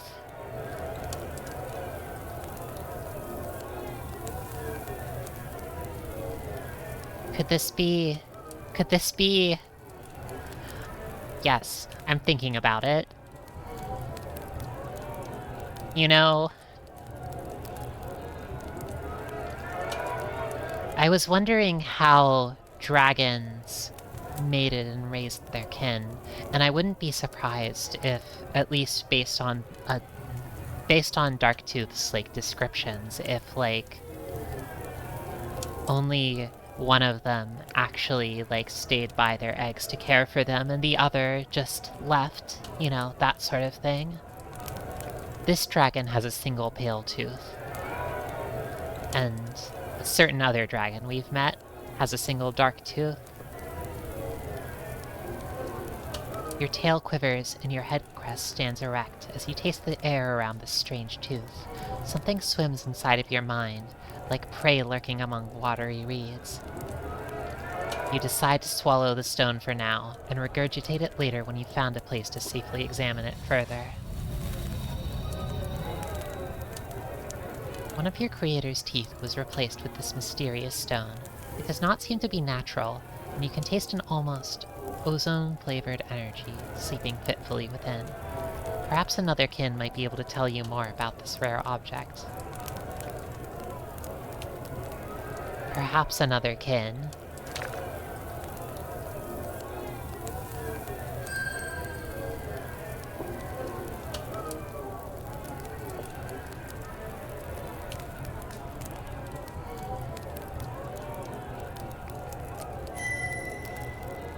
You cannot even begin to imagine their way. Everything about the Tailless defies understanding. You must survive, and for now, avoiding them completely is wisest. Perhaps one day.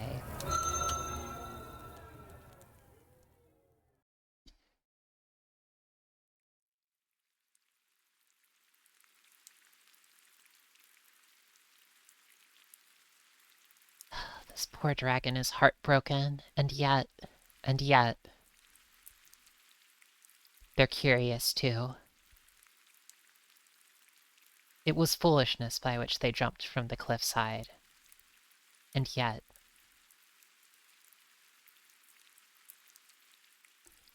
they learned something too.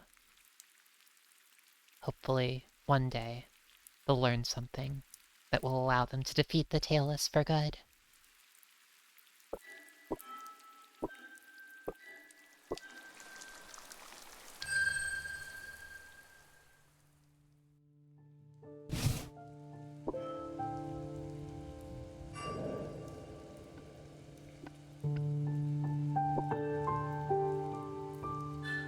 The sense that I get is that, probably the introductory tutorial is, or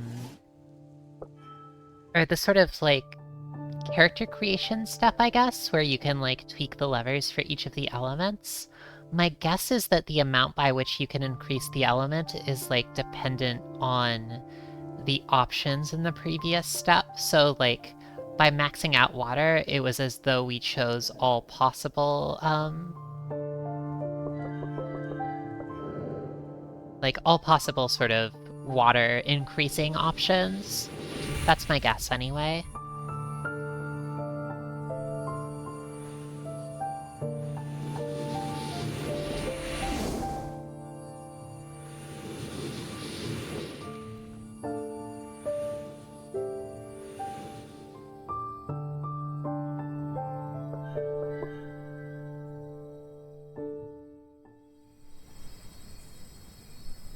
The exit much stronger than Sporemaw was on our first playthrough.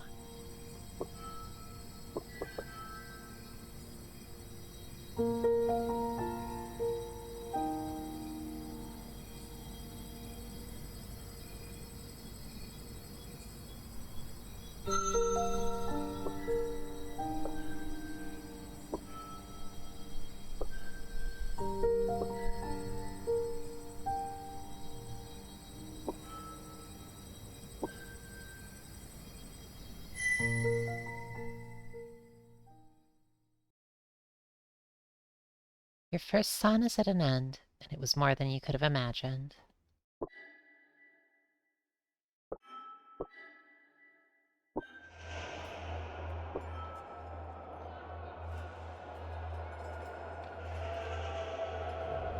There are tailless everywhere, smaller and stone-skinned underground, tall and willowy in the woods, coarse and shouting in the flatlands. That's interesting. Oh, Koja! Good night, Koja. Thank you for stopping by. I hope this dragon will grow big and strong and kind, too. I believe in them.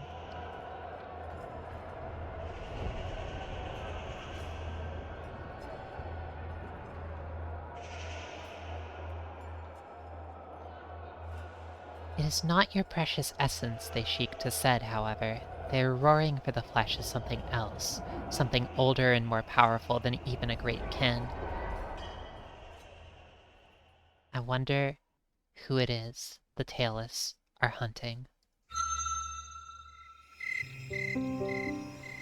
Well, let's keep at it.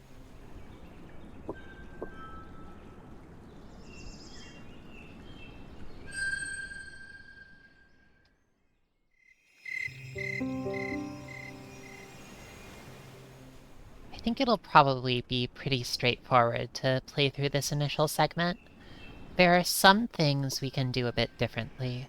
I think the main things that are on my mind are, one, we should not, uh, we shouldn't eat the mushrooms. That was Sporema's business, and we shouldn't do it ourselves. The second thing is, we should not hunt the humans as sheep, because that was what caused the humans to start hunting us down. I think probably staying away from the bottom segment of the map, or the bottom right segment of the map, is safest for now.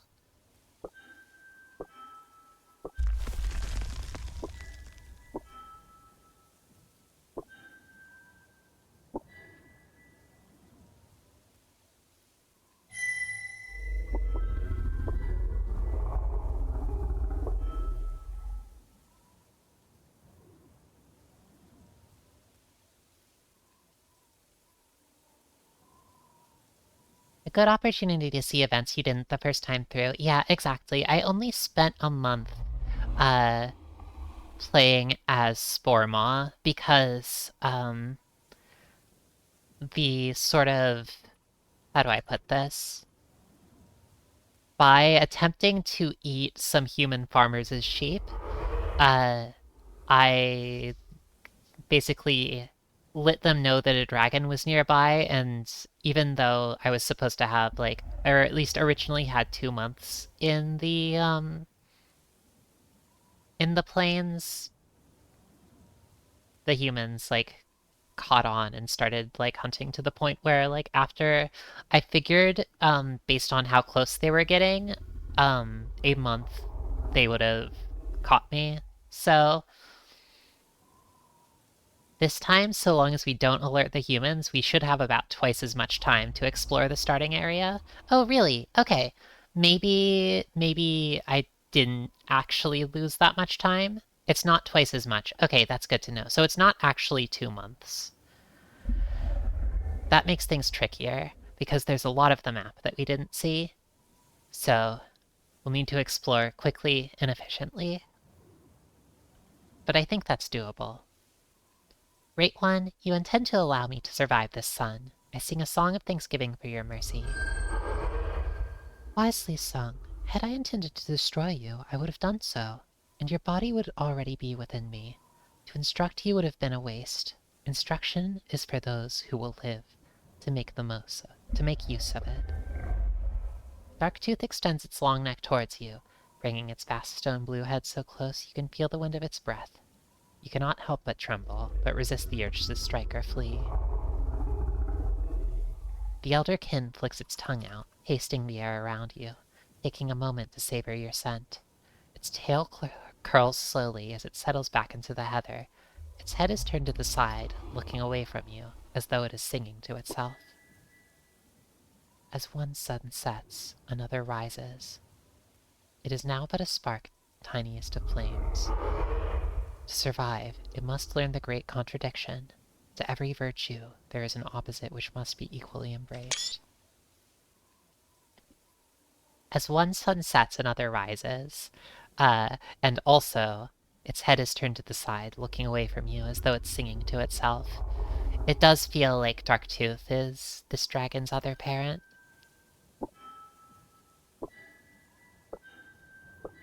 At least that's my guess.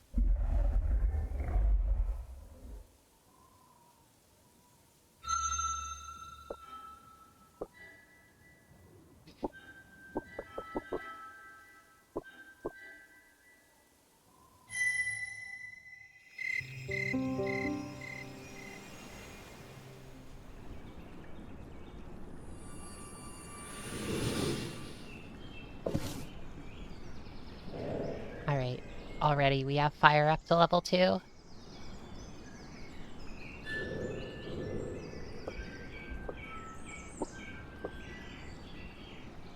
A few dozen suns, if Darktooth is correct. That's Darktooth's estimation, so a few dozen suns is a little longer than a month. It's not actually 2 whole months. Well, let's do what we can and see how far it gets us.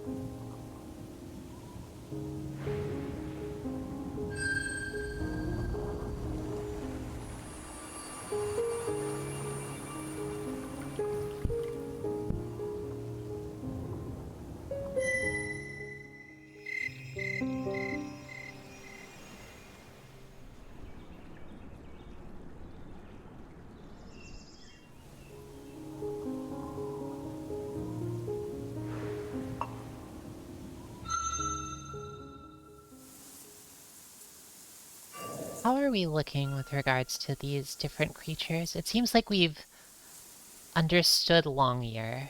We've learned Longear. Tiny scale beast. What is a scale beast? Is that a, I guess a beast with scales? Maybe like a shift scale? I'm not sure if we're actually near the water. Or maybe it's a lizard or something? Let's try a tiny scale beast smelling of the meadows. I'm not really sure what that is. Oh, it's a tail beast. But this is specifically a normal tail beast, not a poisonous one.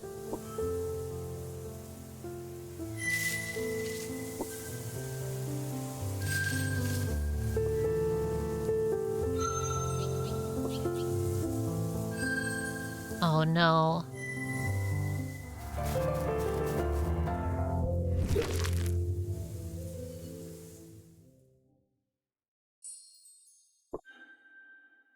We learned more about the way of the tail beasts, even though we weren't actually able to, fight them.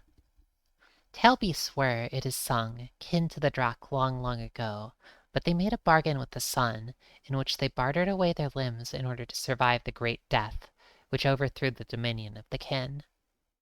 That's interesting. What is the Great Death, which overthrew the dominion of the kin? They still move with the supple grace of one who was once a true child of above and below, flowing with the poetry of water across the mother's skin.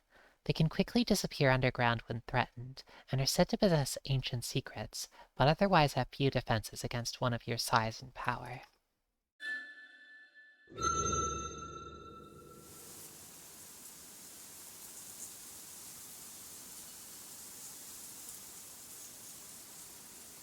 I'm guessing that a small-scale beast smelling of the meadows is probably the Deathbite tail beast. They would make us fuller, but I want to learn about the tiny ones.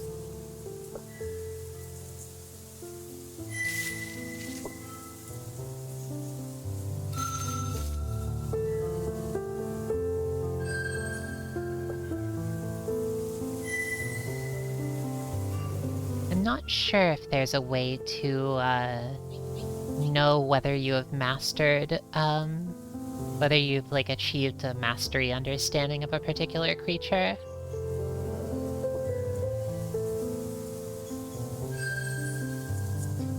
Oh yeah, the triangle in the back, but without, like, checking the menu, for instance, because I'm kind of tabbing back and forth between here and the menu. You'll stop seeing the icons going to the dragon eye. Okay, that's good to know. Thank you.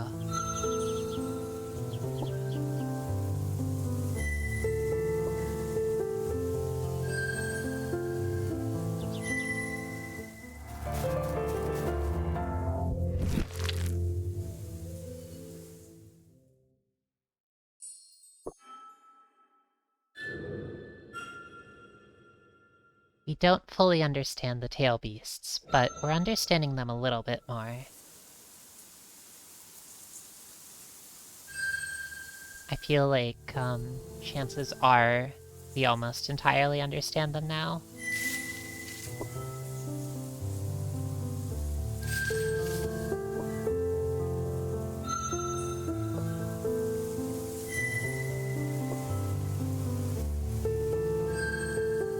Okay, yeah, we understand. We have,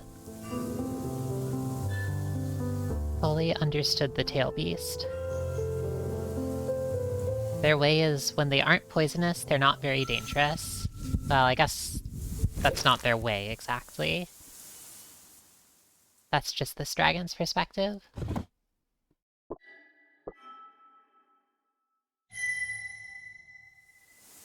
The way of the tail beasts is to be very tasty. That's not a very nice thing to say. In eons past, we sacrificed our size, and a world of tiny spaces opened to us. We sacrificed our limbs and found the water flow away. We sacrifice our coverings and are reborn in new and shining armor. If you would be as we are, self-renewing, unbounded, and sinuous, circle about yourself and leave behind your old skin. Learn to sacrifice. This is our way, the good way of the tail beasts.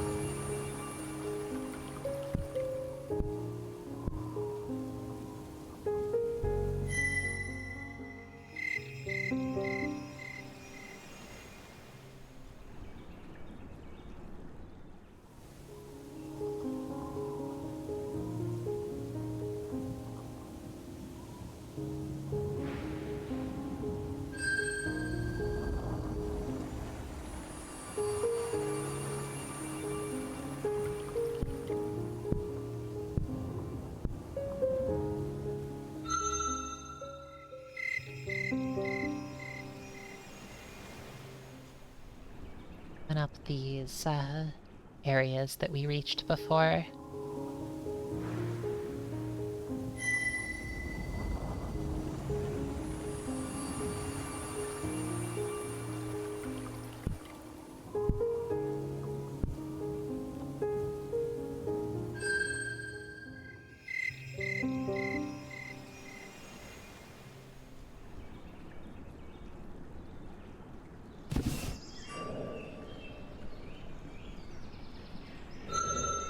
I would like to ask Darktooth. Well, I guess we don't have any treasures, so we should probably get some treasures before talking with them. I think I'd like to leave these two areas down here unexplored until I feel pretty satisfied with, having explored the other areas.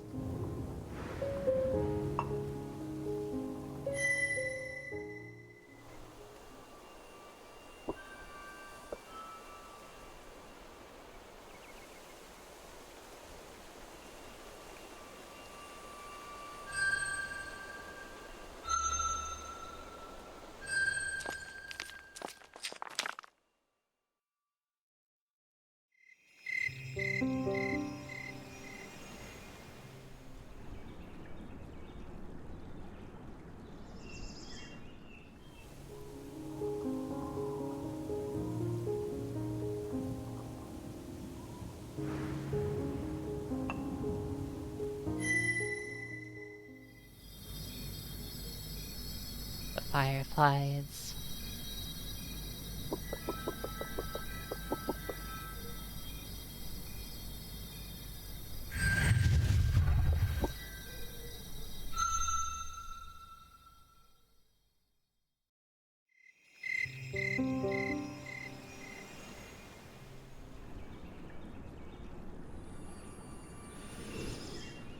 Second grade of air mastery.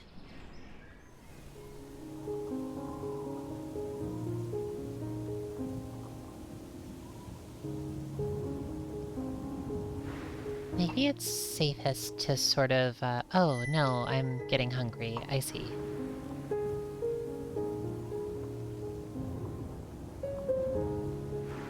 Let's try hunting for fish.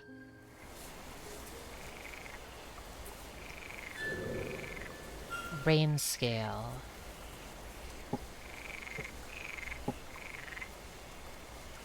So we've encountered rain scale before.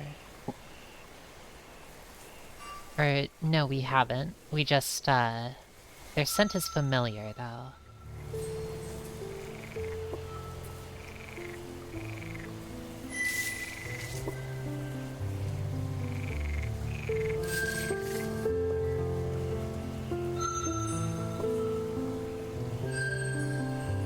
Oh no! Okay, I'll try hunting them again. I would love to just keep observing them, but...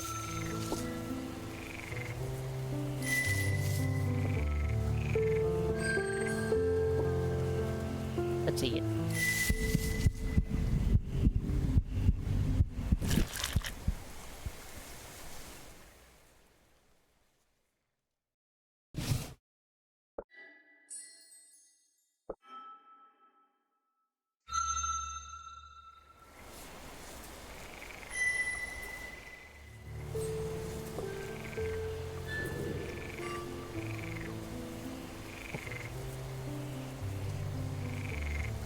One of the sleek and streamlined water-bound tribes, the scaly swimmer is so called because its armor is often the sleek gray of rain clouds. But when the Great Giver's light strikes it just so, it becomes a mosaic of all colors, like the arch which appears in the sky after rain.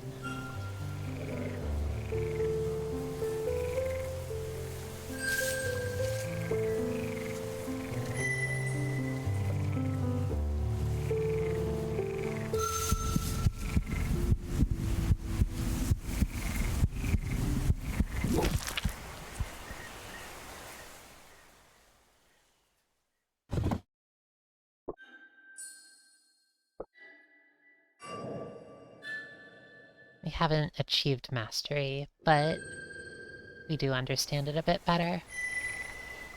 And also, we're not starving anymore.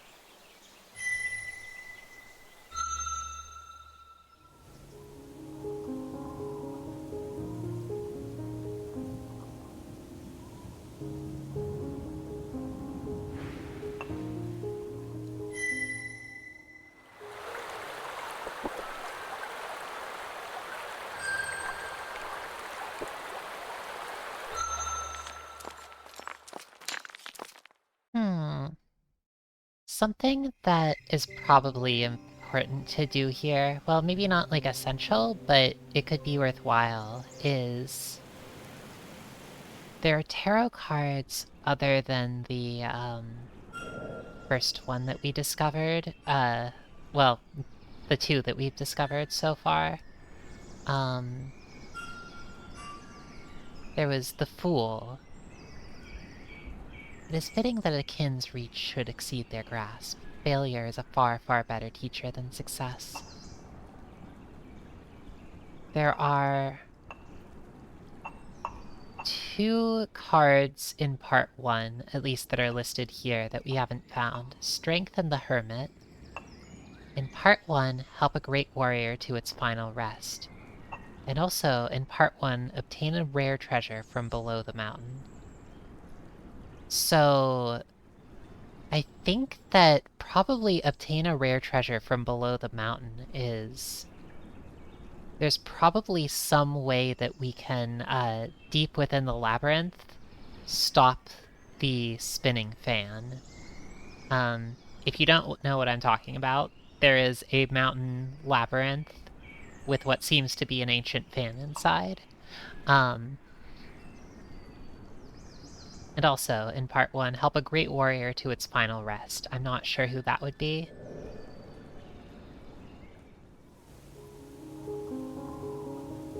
Maybe it's Twist. Maybe it means, kill Twist. But I'm not sure if that's the case.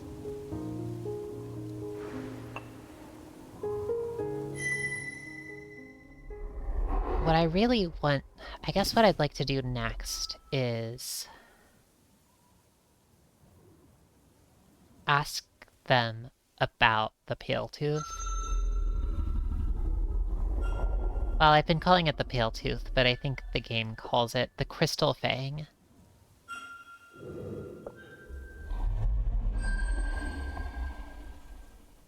Darktooth casually sniffs the offered object and explains its origin and value. You are no longer ignorant of its true worth. What? Really?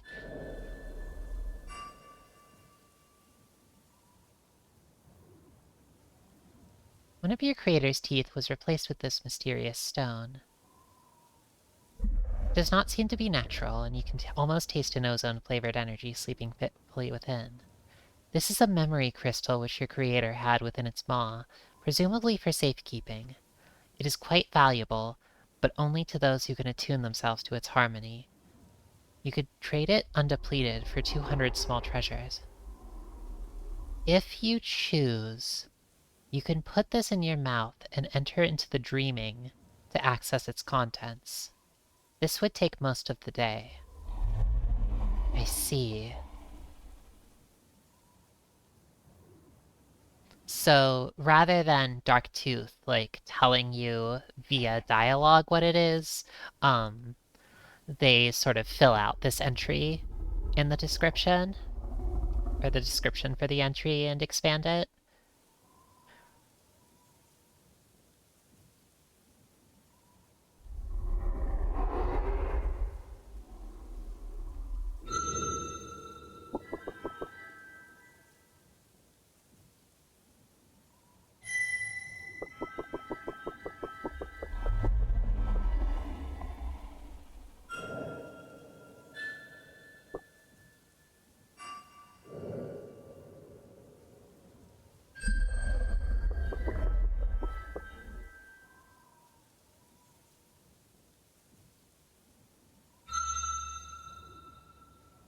You don't get a unique reaction to Darktooth seeing the Fang. Yeah, I think this probably, like, my theory was that Darktooth was, our dragon's parent, but it sounds as though a crystal tooth is a way of storing memories, and that is something that is... I mean, the fact that Darktooth knew about it and didn't remark that it was a particular dragon who died suggests that that is a common thing for dragons to do, or at least not unheard of.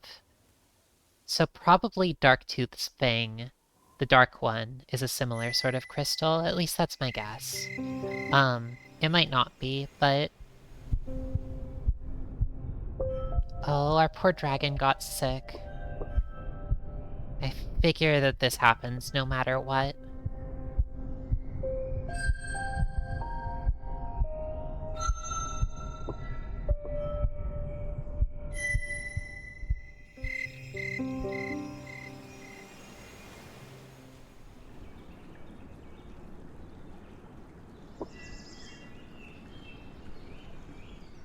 You get hungry so quickly. Even if you leave ASAP without examining the dead deer, you still get sick. Yeah, that makes sense.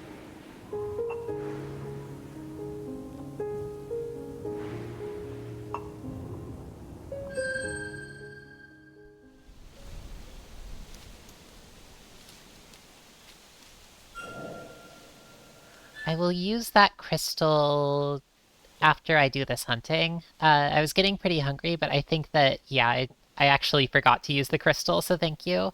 I will do that at the start of the next day, if I remember. So Treetail we've mastered. What are the other creatures? What is a tiny fur beast smelling of trees? Oh, it's the little rodent, the dark sweet. I think.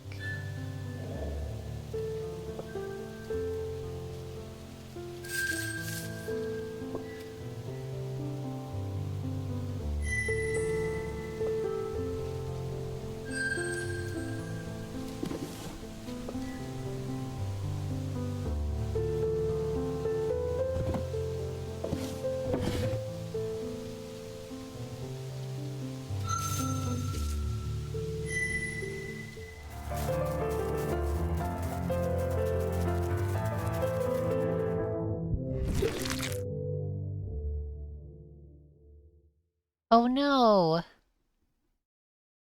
You pounce, seizing the dark sweet's tail, but to your surprise, the appendage breaks away easily in your jaws, leaving you in confusion as the prey escapes.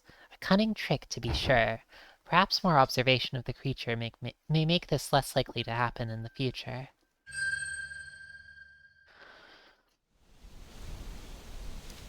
Well, failure is an excellent teacher. Dark sweets are similar to tree tails, but with rounder heads and less impressive rudders. Also, like tree tails, they are accomplished climbers and difficult to hunt while in trees. What truly differentiates the dark sweet from its more generously tailed cousins, however, is its nectar-like essence and delicious body, which is renowned for being so sweet and fulfilling that predators can become addicted to the taste. Because of this, dark sweets are never seen beneath the sun's light, and even the moon rarely reveals their elusive forms. It's also sung that they may have a secret defense against those who would destroy them. They sure do.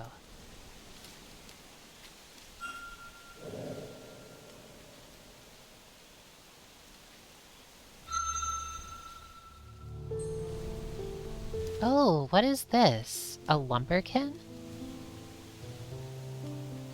I see. So it isn't... There are potentially more... I think I chose this option last time, and instead of a dark sweet... Or it was a dark sweet instead of this one. Where's a lumberkin?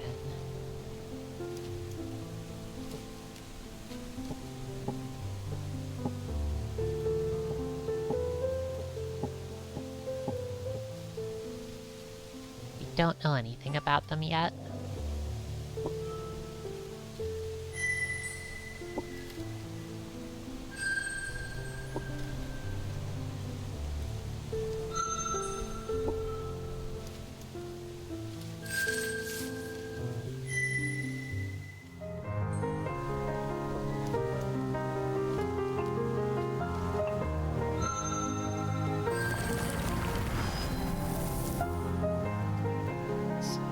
Fire.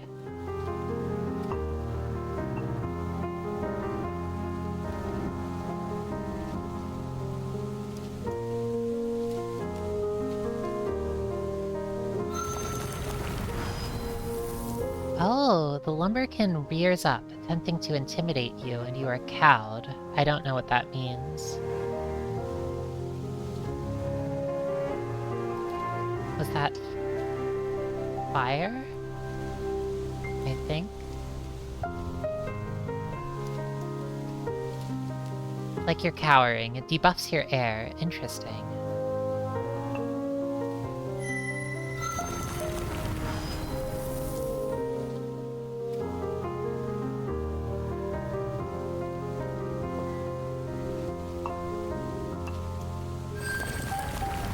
Does this one only attack with fire?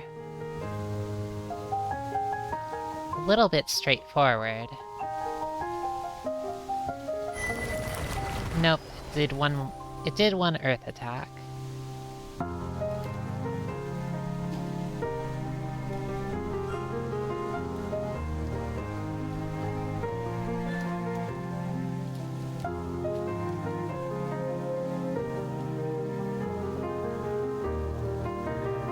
Are the word coward and the animal cow etymologically linked? That's tricky. My guess is they're unrelated, but I don't know. I would be curious to hear.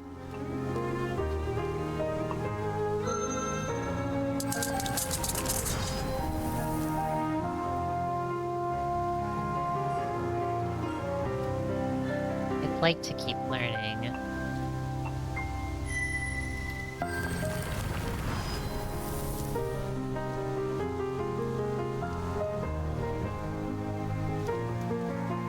No! Cut it out!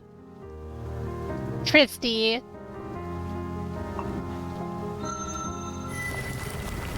Can't believe you would do this.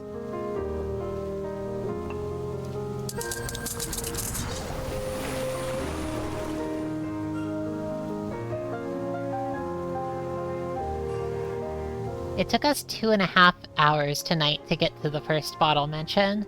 It could have been longer, you know.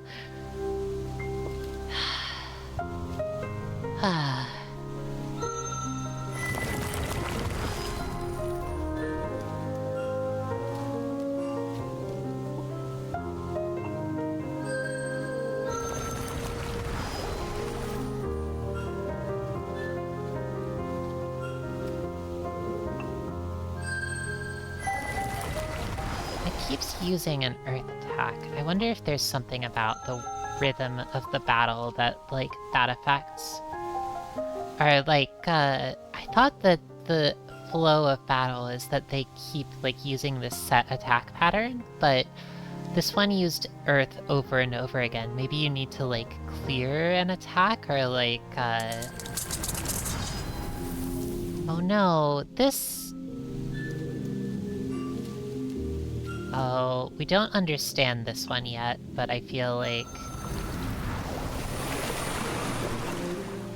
we're rather badly injured.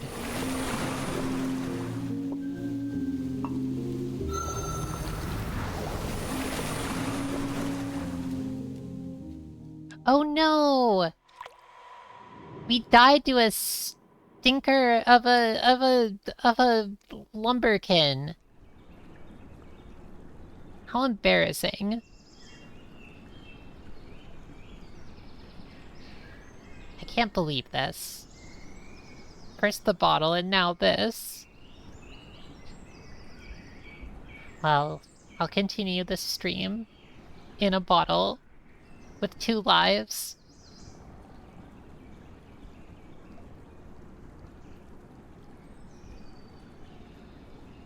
Okay, it seems cow and coward are unrelated. The verb cow is Norse in origin, and the name of animal cow is Germanic/Middle English. That's pretty cool. But it's interesting. So they're separate. They come from different origins, but they're both cow.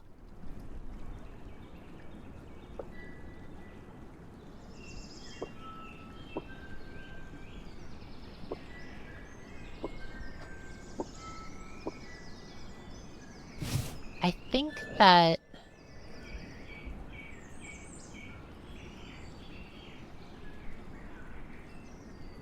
I'd like to put this into my mouth and enter the dreaming, but that doesn't seem to be an option. Mary Elfin, do you have any idea what you do here? Maybe you go to the, oh, here, put the crystal fang in your mouth and rest. Yeah, I'll do that.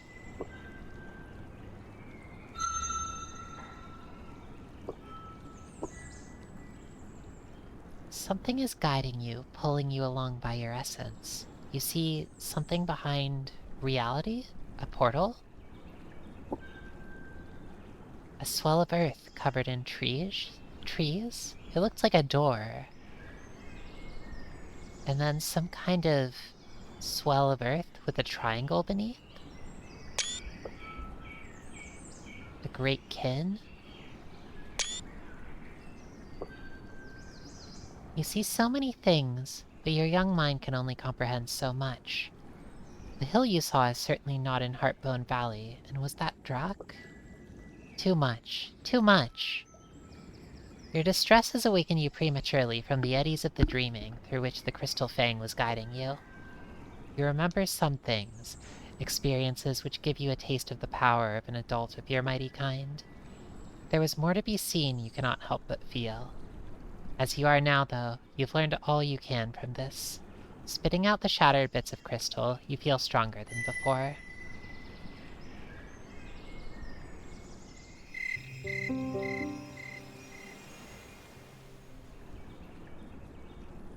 Oh wow, we gained a lot of mastery, actually. We already have a higher, a more complete water attribute, I think, than we, did in our previous life as Spore Maw.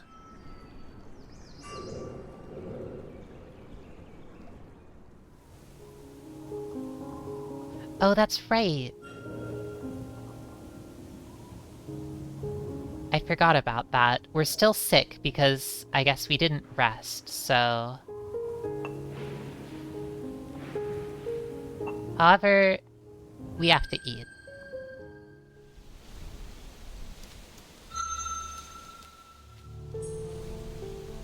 A prickleback. Prickleback? Oh, this is a prickleback? It's a funny name.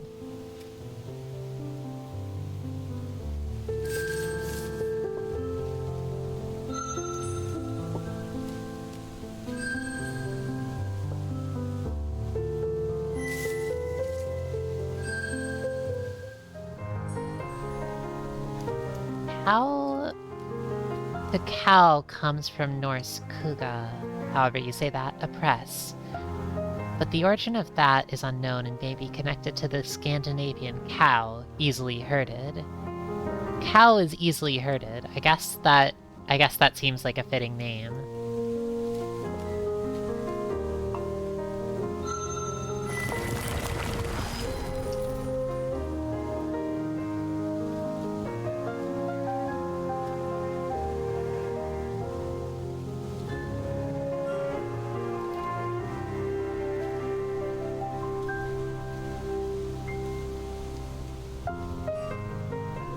I think that if we used fight on this enemy, it would probably be disastrous. It would probably hurt.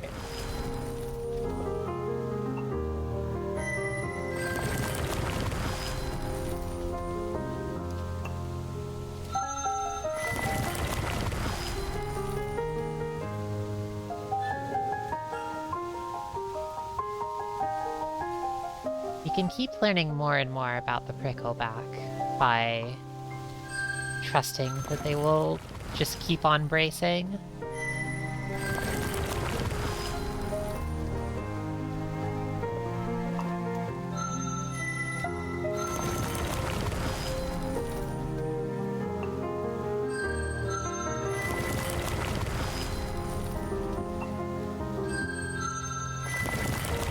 Mutually defending at each other and understanding each other's natures. Prickleback. Attack pattern is ball. This good beast is known as a prickleback. The reason is simple, its back seems to be covered by small spikes. It appears to be fairly relaxed by nature, shuffling this way and that in search of tiny beings upon which to feast. It prefers the sunless times, comfortable in the embrace of night. Its way seems based off its confidence in its needle-like defenses. They do indeed look like something your snout would not like to run into, particularly at high speed. Well, now we understand, so that's enough.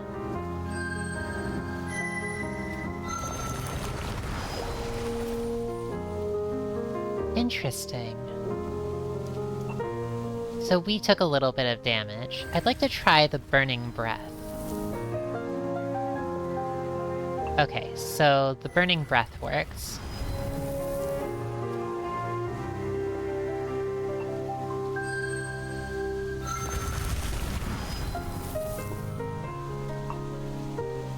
Oh no! This has actually been draining our energy.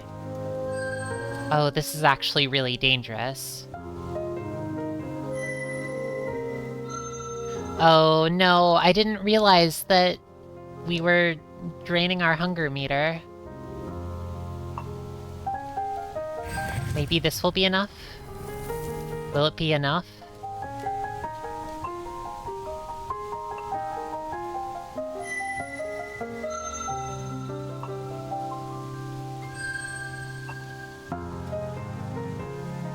I don't know if there's anything we can do. I think we might have just, exhausted ourselves to death here. I don't think there's anything we can do.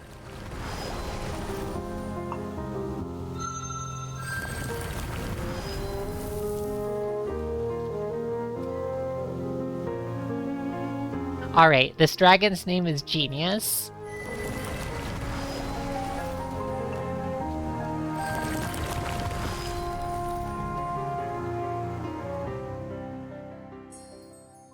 Okay, we actually managed to kill. Thank goodness. How embarrassing.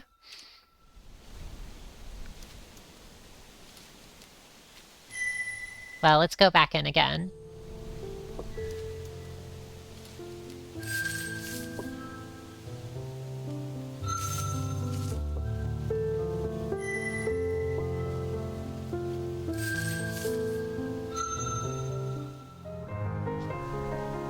This time it'll be easier.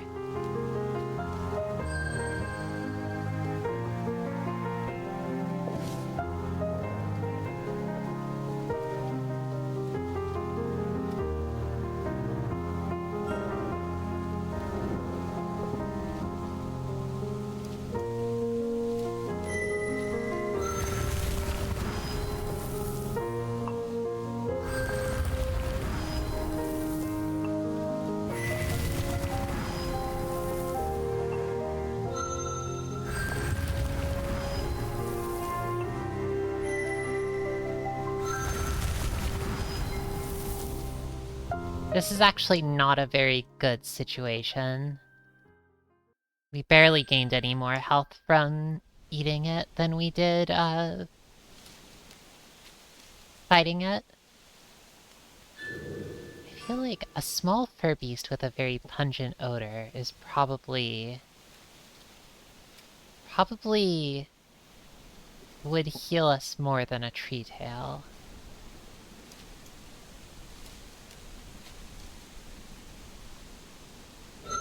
But I'm gonna eat the tree tail anyway. Because they're easy.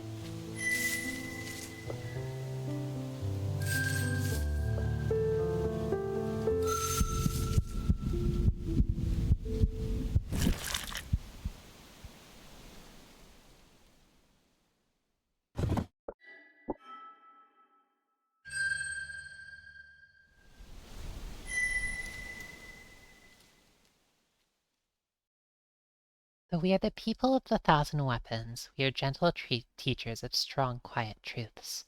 Have you felt our lessons in your flesh? To rush at your desires is to harm yourself. The truly strong need not flee nor fight. To do nothing is often the best thing to do. Patiently, we instruct those who would destroy us. This is our way, the good way of the pricklebacks.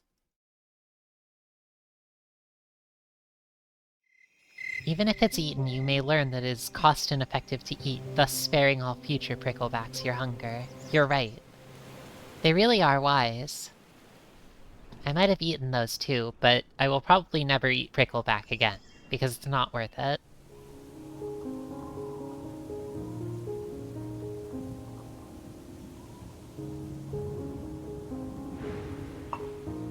Could eat some more fish.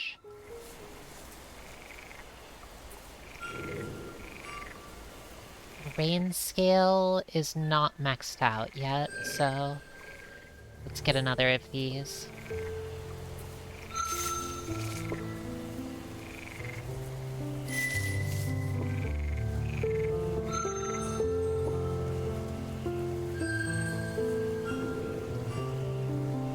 Alright. We have fully observed the rain scale. Oh, darn. Missed it.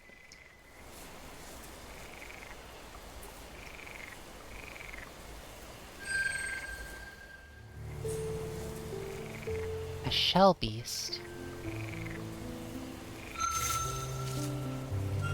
This looks like another sort of creature that,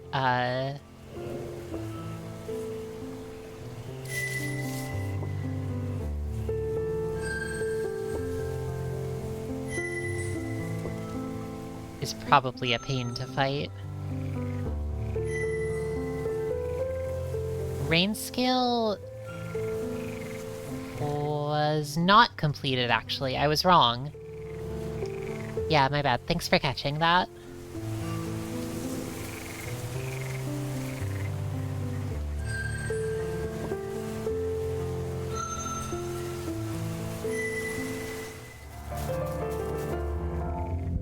I like how the turtle is very easy to catch. The shell beast, I mean.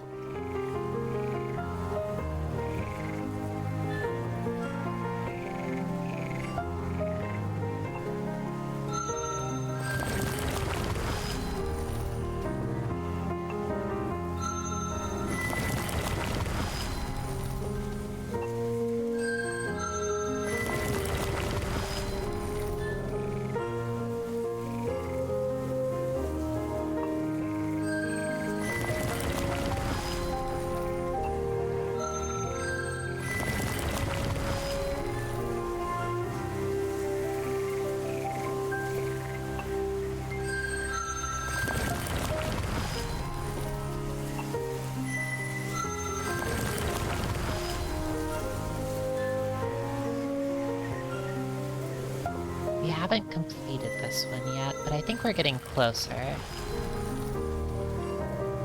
Did that actually? Yes, that was it.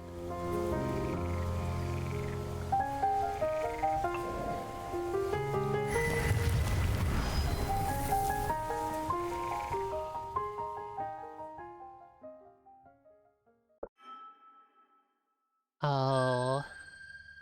Genius decided to swallow the turtle whole. I think that's probably fine.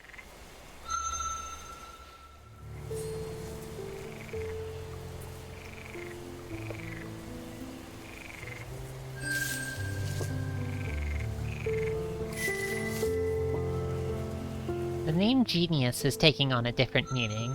It's true. It's true. I think, poor Genius.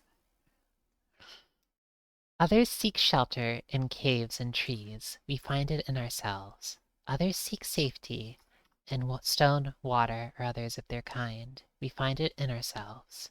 How many things you would find wonderful, precious, if you would only look within yourself. This is our way, the good way of the shell beasts. If nothing else, at least Genius is getting a lot of masteries for a future better fortune dragon. Oh, I didn't want to say it like that, but... Feel the flow around within everywhere. See my skin, light breaking prismatic against me. Know the sea, blue endless, echo unforgotten. Taste the rain, descending from above, becoming my world. This is our way, the good way of the rain scale.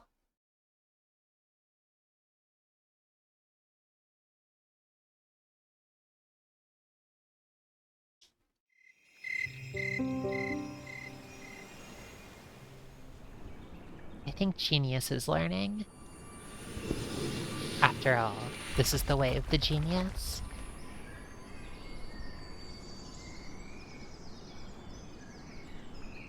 To mess up and learn again.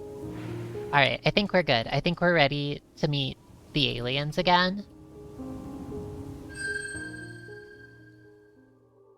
Whoa! What's up?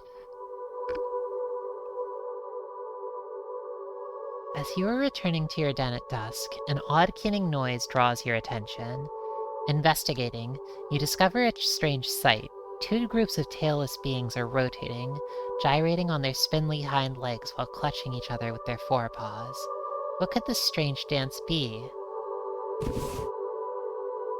I'm a little curious here. I wasn't sure if the Brightlings were, Are these also Brightlings, or are these, like, your standard Earth tailless? I think that it looks like these ones are wearing pants, but I guess that the aliens are also wearing clothes. The Brightlings, I mean. I'm wondering if, like, are they both Brightlings and they're doing, like, the aliens are trying out heterosexuality? That would be kind of fun.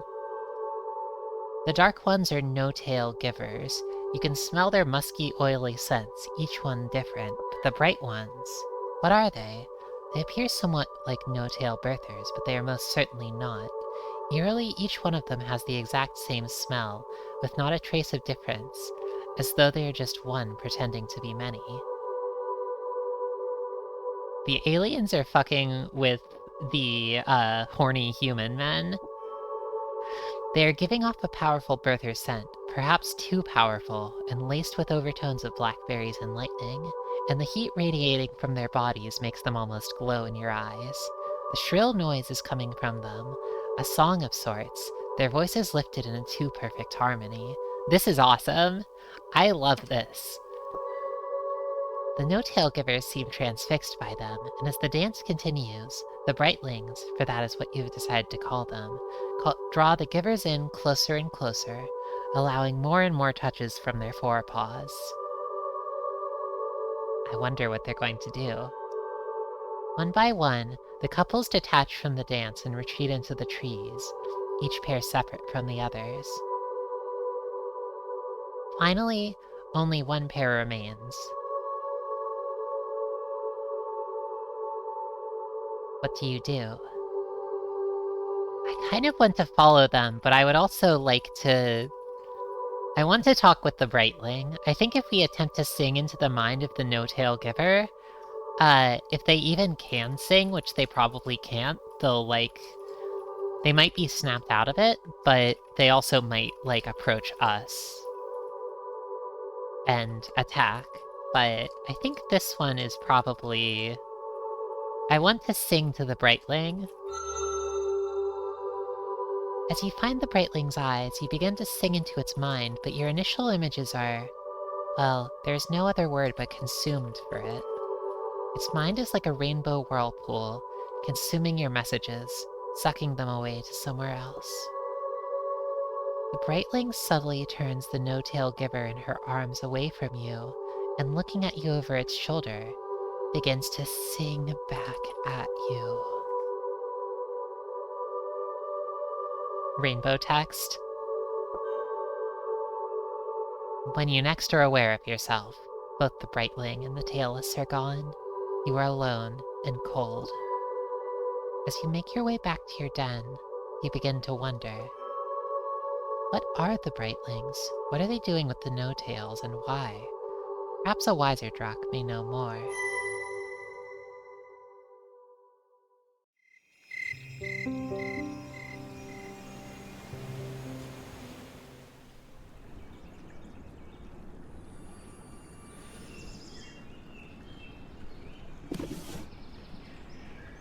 We've already grown quite a bit. I think our mastery of everything is where it was before, except we have even more water mastery. Genius, despite fucking up in humorous ways, is actually learning quite a lot. I think that's rather wonderful.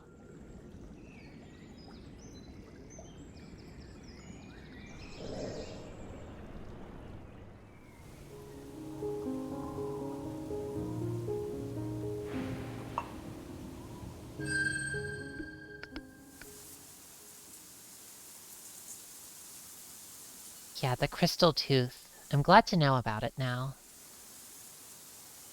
That'll make any future dragons' stories a lot easier.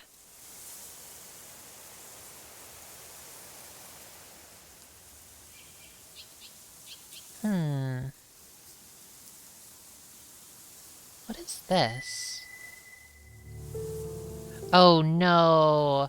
You encounter a tailless hunter foraging for food, following the way of its people. Its head is raised in alert. Clearly it senses something is amiss. At the moment, it's far from you. The wind is not in your favor, and carries your scent directly to its prey. You must move quickly if you wish to sneak up on it. You've gained knowledge of a certain mysterious animal. This animal is not one I'm going to fuck with. Genius is getting out of here.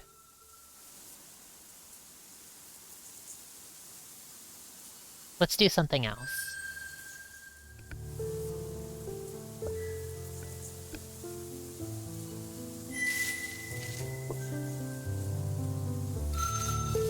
I have a feeling that this was actually a genius-like thing to do.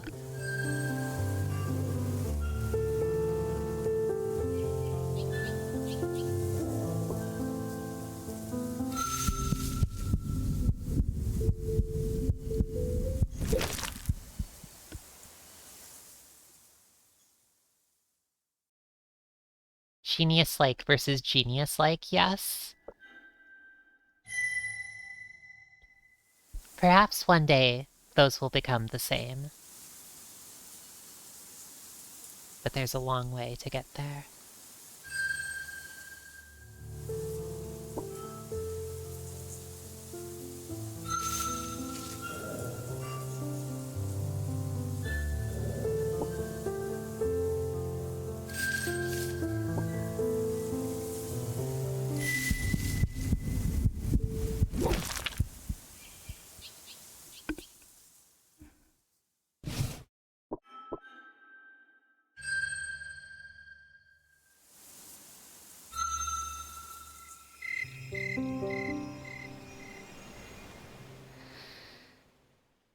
Careless hunters have been following your tracks. Yeah, whatever. This is a little bit tricky. We don't have any treasure.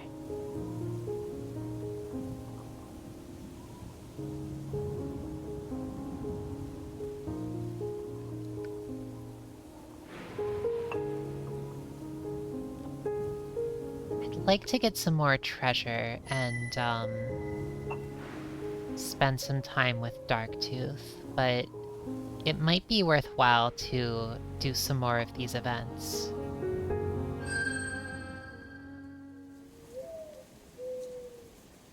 A spider! The sun is still young when you come across a most fascinating lair. Suspended between plants, swaying gently in the morning breeze, it bars your way forward with utmost eloquence. It is circles. Many circles, circles within circles, like the one song which holds earth and sun and all worlds like small thoughts, soon to be forgotten. Droplets of water hang from the structure like tiny fragile gems. At the center of it all, its spirit muted, almost scentless, rests a weaver.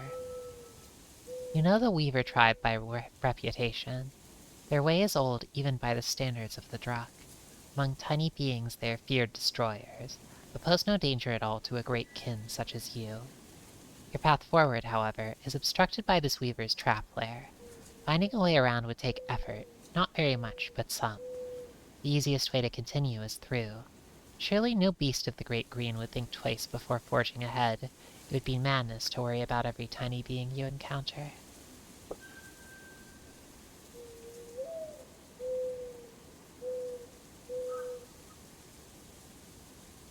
This one could be poisonous. Let's sing to the weaver.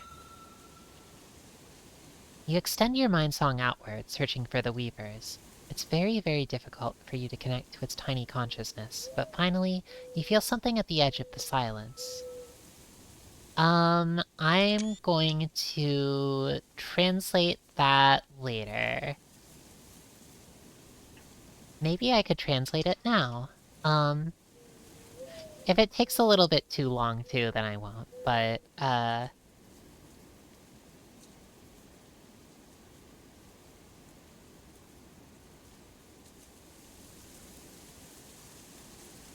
okay, let's see. That is H-E-A-R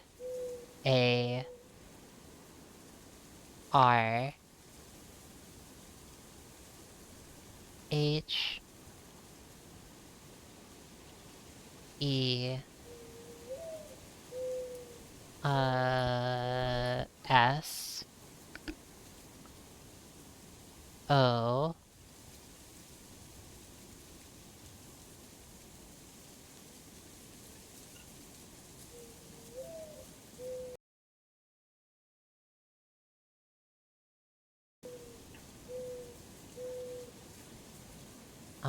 what is that one? This is Braille, by the way.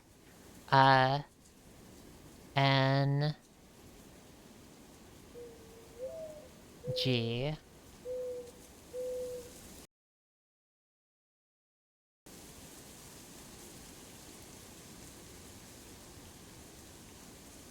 O F of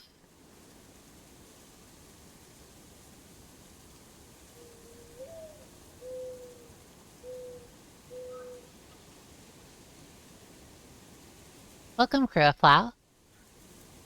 Thanks for coming by. Where did you come from? What were you up to?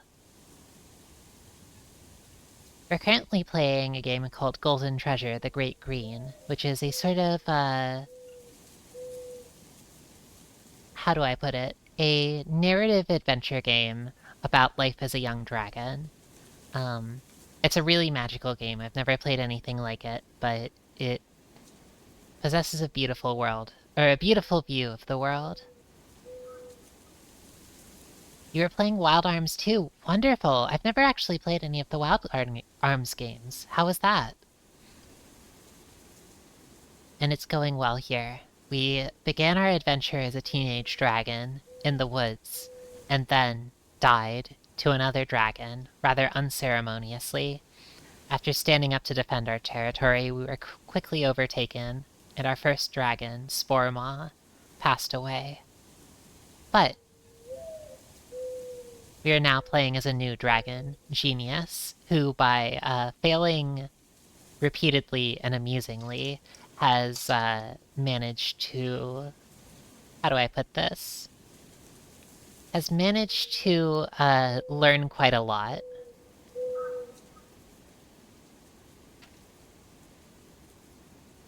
I could translate all of this, but it will probably take a long time, so I'm not going to do it on stream.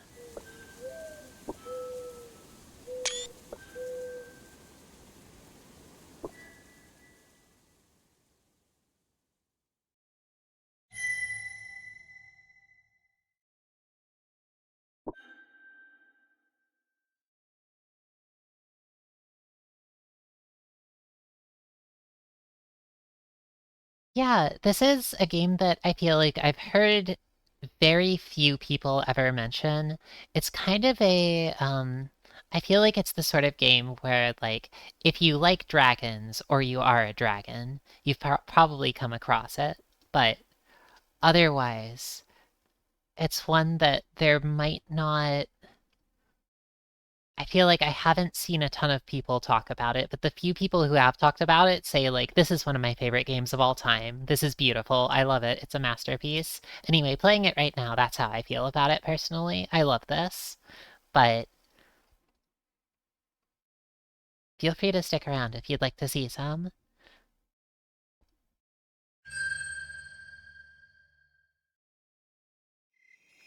We learned a little bit about the Weaver.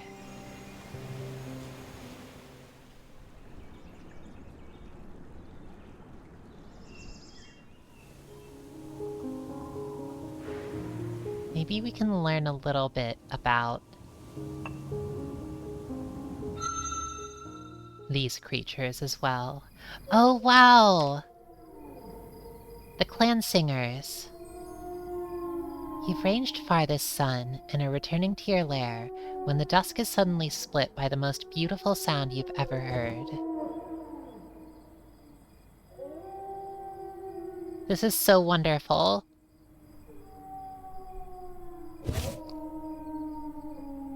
I see that the clan singers all have... Their song is actually in blue and purple. Colors which are a little bit dissimilar from the water we saw earlier. One of your favorites in part 1? Wonderful. It's not the work of just one animal. Several beings are raising up a song, each of their voices distinct and important in the braided music which pours out from them. It can only be the mighty clan singers, whose music is renowned among all. These beautiful hunters are said to cultivate invisible shining bonds between each other's souls, binding them together in clans, which are then capable of carrying out fearsome, elaborate dances of destruction, where many move with one mind, one will, to be victorious in battle and in the hunt. Pausing, you listen to their music. We are the people of the far-telling song, who sing with one voice, which is many voices. To be alone is weakness, to be together is strength. Praise be to the great green, shard of the mother's being, pouring out sweetness in the crystal pure waters, and the ruby-sweet essence of our honorable prey. Praise be to our prey, whose flesh becomes ours, givers of life, dance partners eternal. We remember with song your great sacrifice. Praise be to those who came before, our ancestors, who learned to walk across love and violence, across being one and being many, and not be split in twain. Praise be to Earth, the great mother of us all, for we love her and are one in her. Hear now our song of joy. We live, we live, we live. Every voice is distinct, and yet they all flow together and around each other. When two strike the same note, they instantly split apart, so that each voice should always be heard, and yet each is a support and partner to every other's. It is like a blessed forest, a great green of music. Great green is forest, I see. You've learned more about the way of the clan singers. The clan singers' music is indeed wondrous, but their strange togetherness is somehow both right and wrong. Brilliant, and yet a violation of the spirit of independence, of strength alone, which guides the dragonkin. In that moment you feel fascinated by their strange unity and the power it brings them, disgusted by their foolish praise of cooperation and dependence. Moved to raise your own song of joy with theirs. Genius is gonna sing. You find their melodious celebration of life and the great powers infectious, and a pride and joy swells within you. As the singers do, you raise your head skyward so that your song will go out to all of the four ways equally, and you sing. Mine are the people ancient of days, lords of destruction bringing forth cleansing fire. Though alone I am strong, all shall know fear when they face the flame within my breast, behind my eyes. Praise to Earth, great mother of us all, and to Sun, the great giver, eternal Father. I live and feast and grow great. I live, I live, I live. The singers cease their music for a time, listening to yours, and you feel both pride and fear, knowing you have gained their attention, and that at your age that is a very dangerous thing. On other nights, you continue to hear their music, and it makes you think strange thoughts.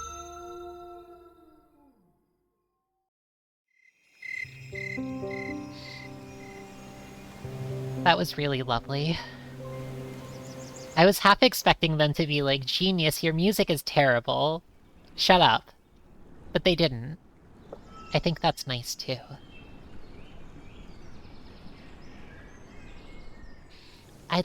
It's getting a bit late, but I'd like to keep playing. Well, I'm not sure how much longer. I was thinking about playing until, we, enter the Great Green again, but I think it's alright also if we don't do that. I'd like to do some more events and see what they bring us. Oh! A nasty lumberkin. Well, maybe they're not nasty. And maybe they're not a lumberkin. I can't really tell. Like the one that killed us before. Small pure waters are falling from the sky. You keep to the shadows of the trees and veil yourself in the brush to keep as dry as you can. Few beasts are out in such weather, hiding within their homes, but you're surprised to find a mid-sized fur beast standing brazenly out in the open. This one is a predator and has a huge fire halo that is much, much grander than ours. It is a lumberkin, one of a people renowned for tenacity and ferocity, even in the face of much larger foes. It calls out to you with a strange song. Far from frostward fields fares this flame-souled fur beast, a warrior, though age-weak, and winner of wars. The wind wafts forth waves of Drakkin swint wayward, a final fight for telling, fame and fortune finding. To a true fighting soul, treasures too I shall tender, come to bring claw against claw, cruelly clashing. The lumberkin's soul blazes, as if eager to escape from the narrow confines of its aging and scarred body. What do you do?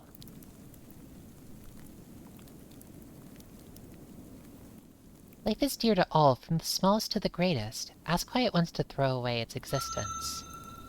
Of seasons so many have I seen, and my meat is now meager, brittle my bent bones. Sickness strongly assails my senses, pain my perpetual partner. No wish have I to be murdered by madness, nor slowly starve until sundered is my soul. Let my last breath be blown out in battle, a scarlet song sure to send spirits starward. Hell yeah. Awesome. A last dance of destruction with a daring Drak. So will they sing of it in the star home, that den of the doughty, last lair of the lumberkin. Unashamed shall I stand with the souls of the strong, power to pour upon my proud people, from the burrow of the bold beyond all imaginings. This one looks strong. They look very strong. The Lumberkin is of equal strength to us in all attributes except fire, which is much stronger. However, we are stronger in water, which beats fire, so we might actually be able to succeed. Dude's rock, yeah, right? This would be a difficult opponent for any new hatched Drak, but... Confess that you are not yet powerful enough to defeat such a powerful warrior, but pledge to return soon to end the Lumberkin's existence. I'd like to do this, just in case.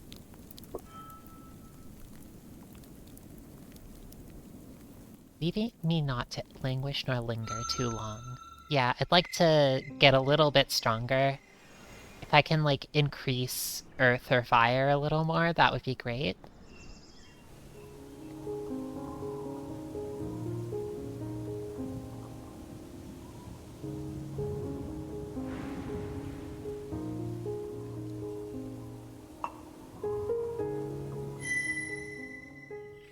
Yes, this is the Proud Warrior, Mary Elfin. At least I figure this is the one mentioned in the tarot card.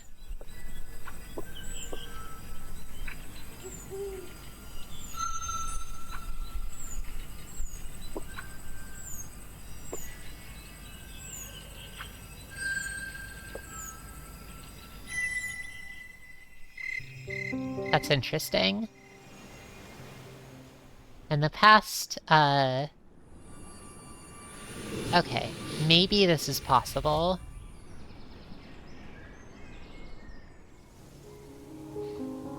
We have more fire element now, so maybe we actually can take on the Lumberkin, the brave warrior. Oh, they're so beautiful. I bet they taste delicious. Well, actually, they're old, so I bet they don't taste that delicious. But they have a bright soul, so I'd like to fight them.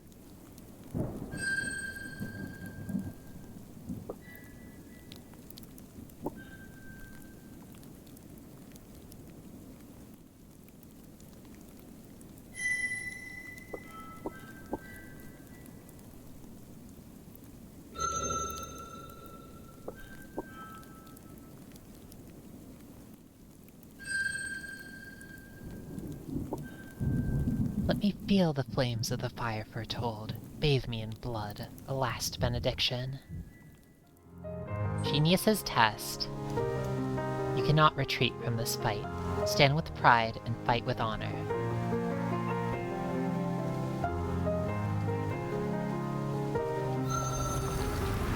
You deal severe damage to the Lumberkin.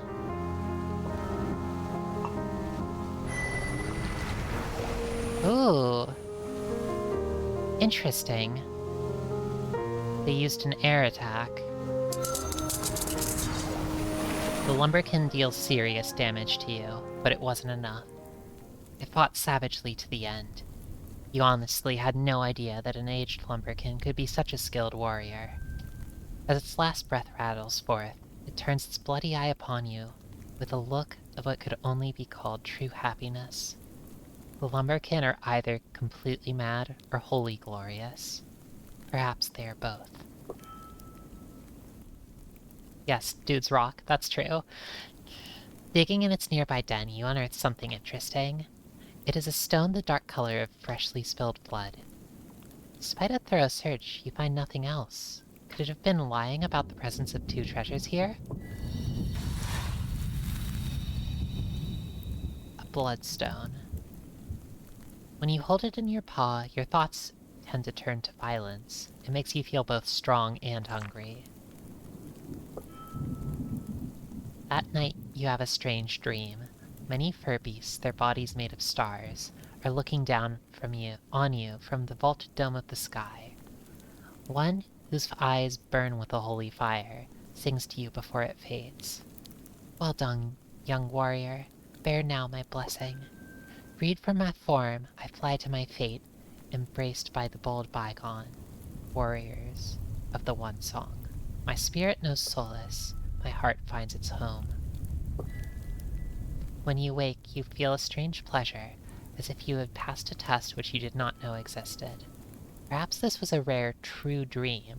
What is that? Or perhaps you simply feel more confident, but either way, the fire within burns brighter. We got a tarot card.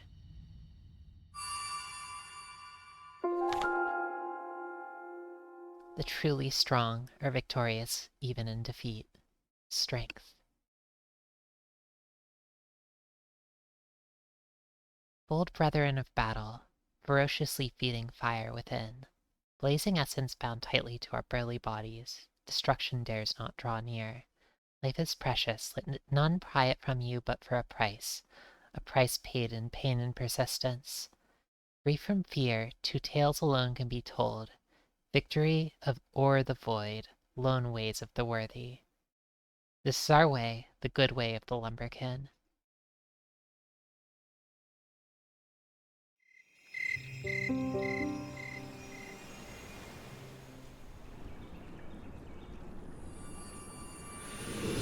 Genius has become quite fiery. Losing a life to that lumberkin earlier feels fitting now. It does, doesn't it? It's not so bad. Oh, we can spend a sun researching an artifact. That's interesting. I guess that's an alternative to going to, Darktooth for it. I'd like to learn about this. The lumber can do, like, alliteration, yeah? A funny way of speaking.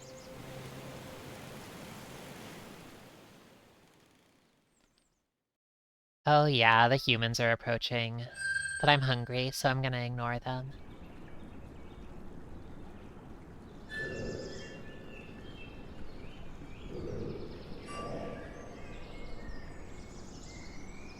Apparently this stone has absorbed the thoughts and memories of a long line of lumberkin warriors who passed it on to their slayers.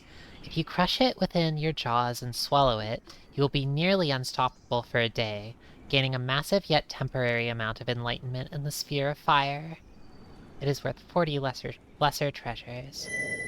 So we can eat that to just immediately gain, like, extreme strength in fire, but for a single day, and I guess pass any checks that we want to.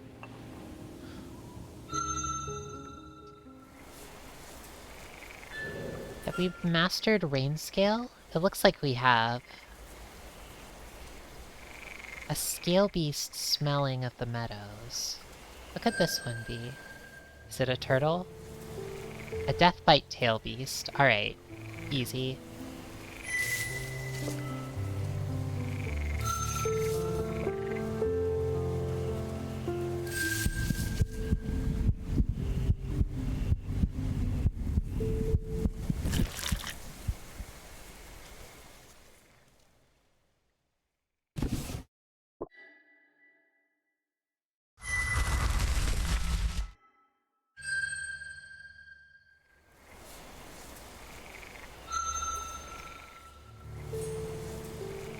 A lesser spearbill. Oh, they're so pretty. Their long legs. What kind of creature? Where are they? Here. Okay, so I've never interacted with them before. At least, not in this... Maybe... Do only mastered, creatures carry over? Is it, like, your sort of knowledge of animals doesn't carry over from life to life unless you fully master them? Partial progress is lost. Okay, that makes a lot of sense. Thank you, Marielle.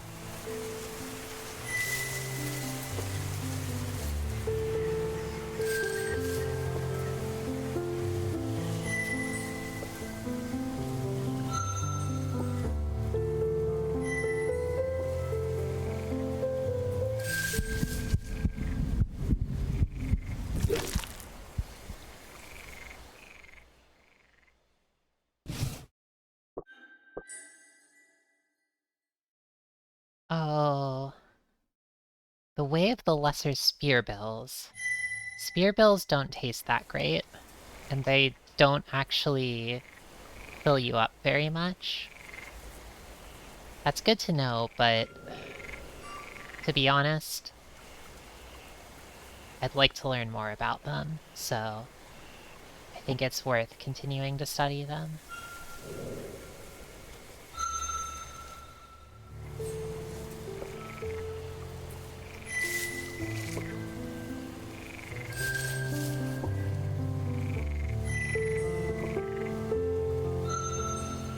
Oh, darn. That's alright.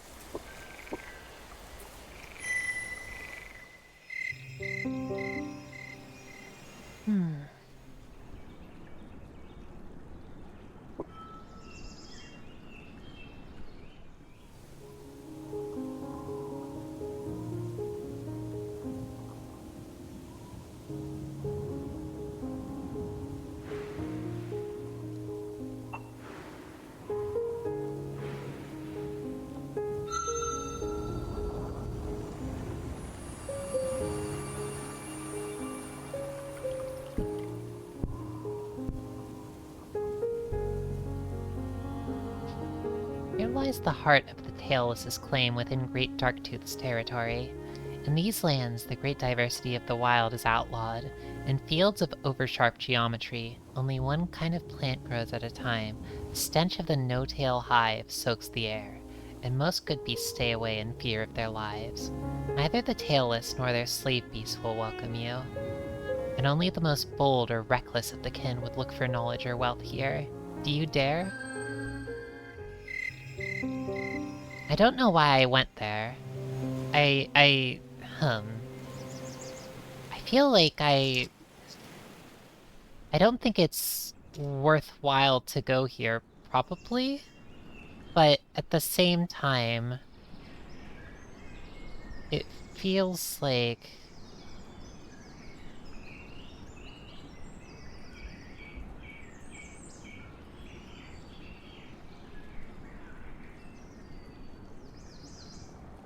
it might... I'm curious, I guess. Welcome, Swelltime G-Pool. We're getting towards the end of this stream, but... we're playing Golden Treasure the Great Green. This is a game where you play as a dragon. It's a lot of fun so far. I think that even though we don't have much time left here, and we've been staying away from humans for our own safety, I'd kind of like to check out this human house.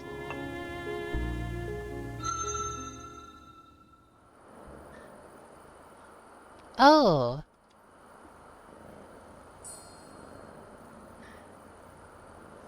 This is cute. You've come dangerously close to the dreaded hive of the no-tails.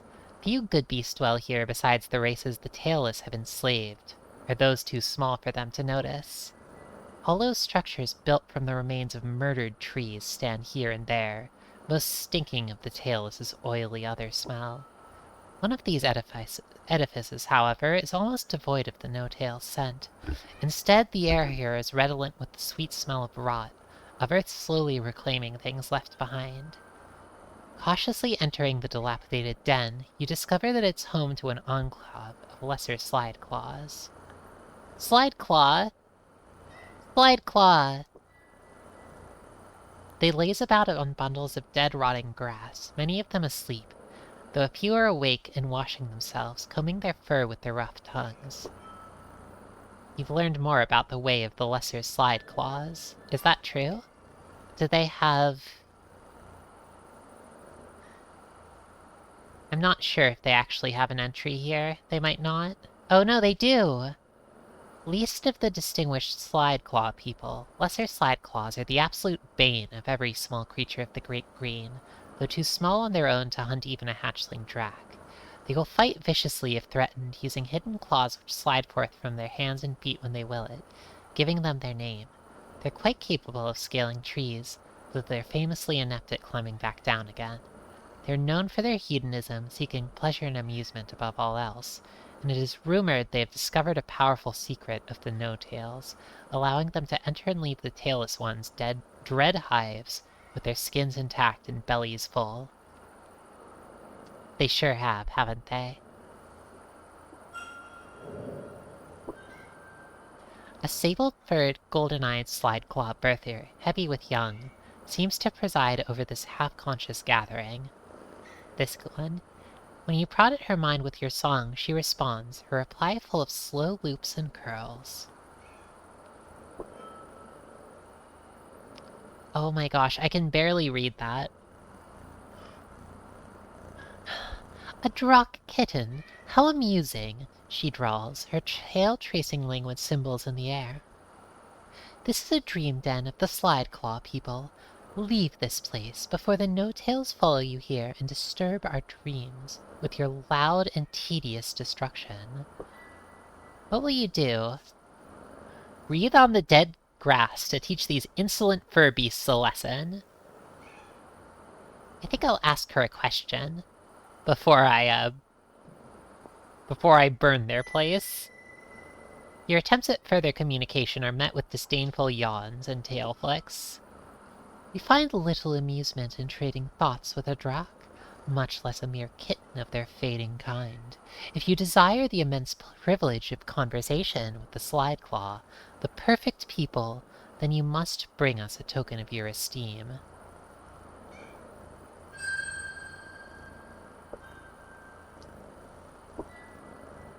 The sacred joy plant.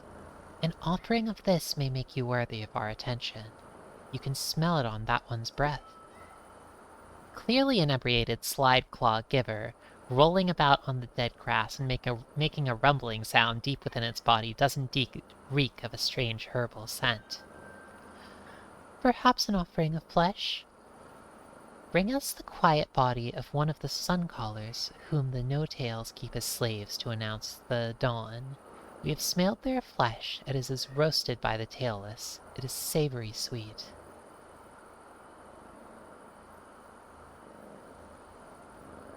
I think I'll search for the sacred plant.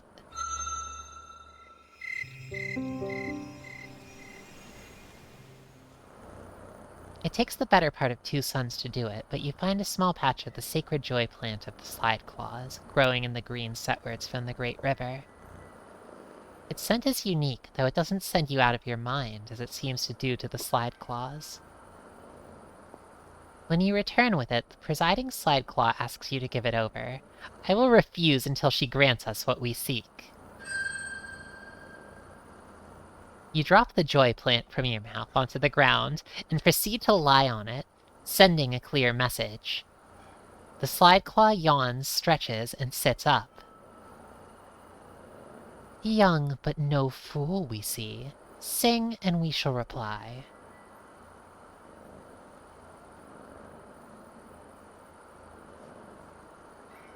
I'll ask about the slide-claw. Well, I'd like to ask about all of these. What is this place?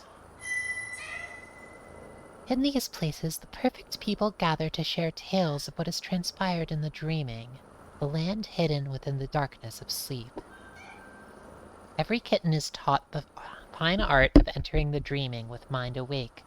Instead of being carried on the tides of sleep, we take control of our dreams, forging bright paths and hunting never-born prey, drinking in sights, sounds, and smells which were never in this world and never shall be, engaging in dances of creation with mates of indescribable beauty, and these are but the least of the wonders of the worlds within our minds.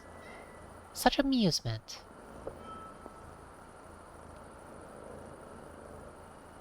Will they teach me how to enter the dreaming? The slide-claw queen thumps her tail against her throne of dead grass mirthfully. It amuses us greatly that one of the mighty kin would ask a lesser slide-claw for instruction.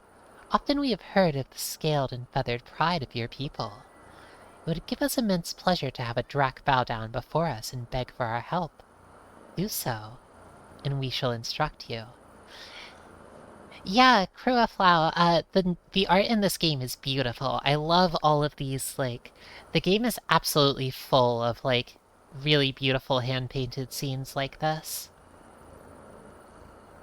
I feel like everywhere you can go, there's a new scene waiting for you, and I think that's, like, I feel like a huge part of the joy, a huge but not complete part of the joy of playing this game is just seeing all of the beautiful, like, loving scenes that they've painted.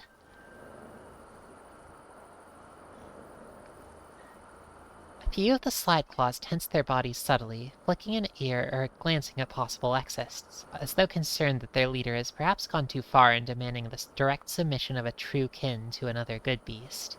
I think that if we taught her a fiery lesson and burned this place down, it would probably give us a ton of fire, but I would rather bow down and beg. The other slide claws are nothing short of shocked by this display, but their leader accepts your self-abasement with relish. Delicious, she yawns, stretching her kitten-swollen frame long on her throne. Forever shall the slide claws sing of the day a mighty Drak humbled itself before us, and acknowledged the greatness of the perfect people. Listen, and I shall teach. The queen gives you complete and precise instruction. To enter the dreaming, the body must sleep with the mind still awake. The training for this requires certain exercises to develop one's own consciousness and sense of awareness, so that one becomes aware that one is dreaming, and not merely a pawn caught up in the flow of the visions. The perfect people! Thank you, Fire Mountain!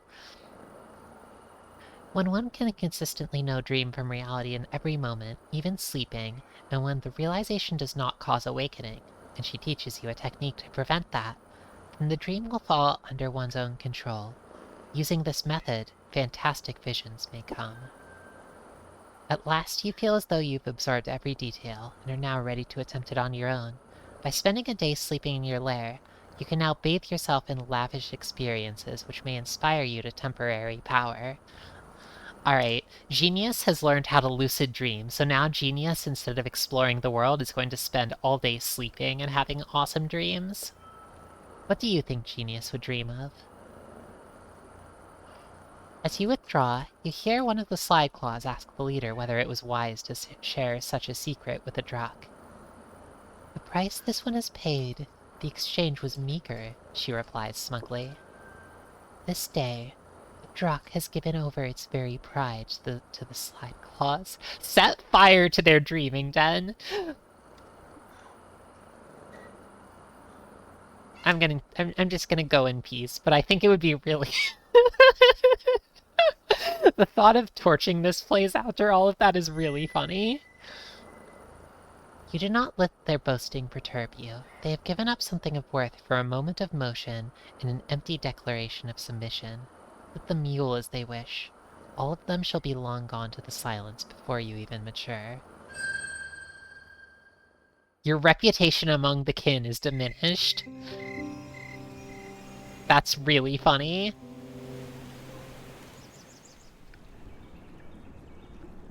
It would have been awesome to just blow it up, but maybe another time.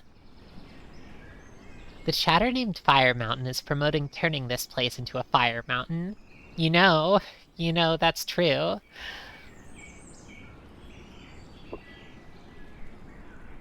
Okay, I think that the...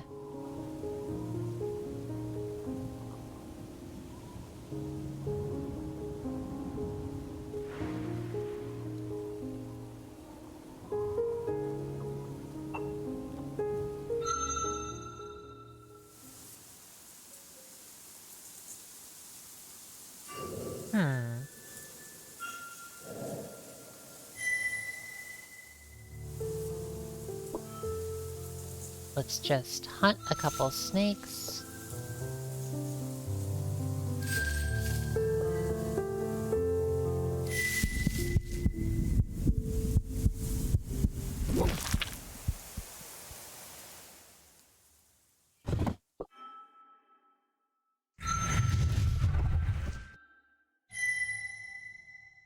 We might actually be able to fill up the hunger bar this way.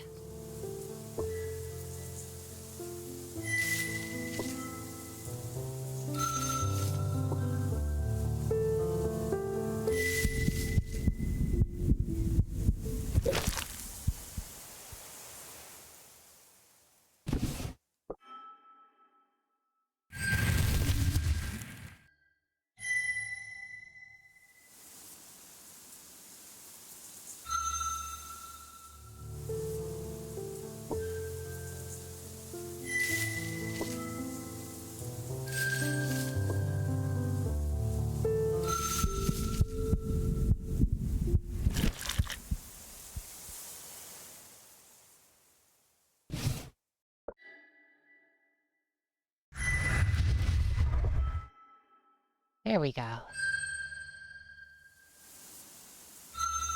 Belly is full. And Genius lives another day.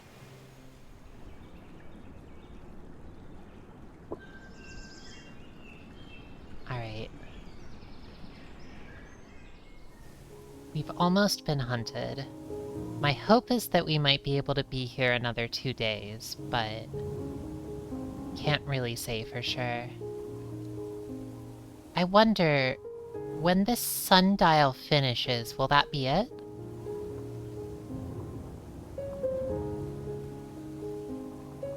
I guess that if you're still here, Mary Elfin, you might know.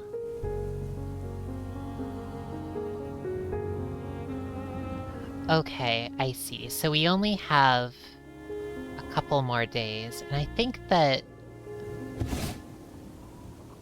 you don't want to let it expire. I imagine that, so the problem is... You know what? I'm tempted to say... It seems useful to get, like, a huge increase, but I'm honestly kind of tempted to, like, go see Darktooth, sell this to Darktooth, and then talk with Darktooth a lot to get a bunch of, like, temporary stat increases. Or a bunch of permanent stat increases instead. I feel like that might be the play here.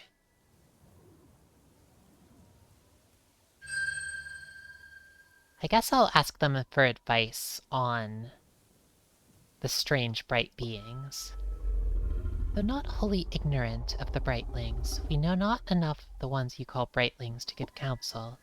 It seems they are some kind of other, and they are somehow connected to the No-Tails, and for both of these reasons a young kin would be wise to deal with them very cautiously. I sing this for myself, for my own amusement. Payment is not required.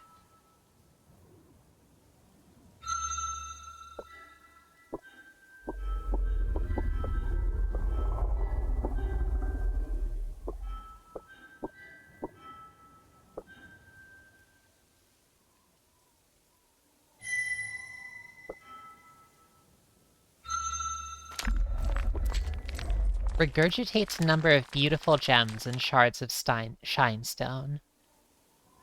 So an elder dragon, or at least Darktooth, keeps gems in their stomach to throw up. I think that's nice. I mean, I guess where else are you gonna put your shiny things? If you leave them in a cave, then some rats might steal them.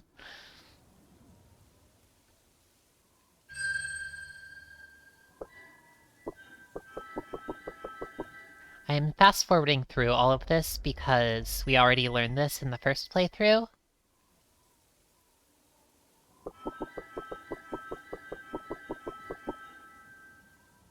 Yeah, doing this...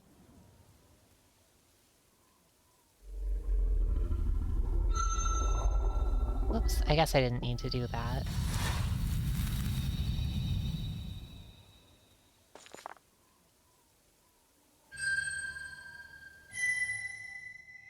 Alright, so when we move between areas, we swallow our shiny things to take them with us. Okay, so we know this trick too.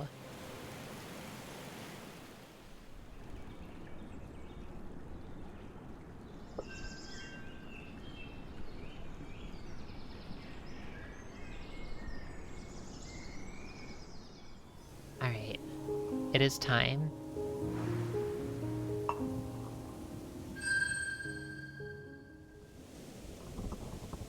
Purposely swallowing something and vomiting back up later. Yeah, it sounds really tricky. I wonder how they do it. Alright, you've come to a sacred place. Any good beast could sense it. A verdant gateway, redolent with laurel, mint, and sweet decay. A being more powerful than even the kin has claimed this place, and what lies beyond. This is the entrance to the Great Green. Yeah, the thing is, a shiny thing is small, and a turtle is big, so a turtle probably hurts you more. Also, it has, like, bones inside, right? Those are kind of sharp.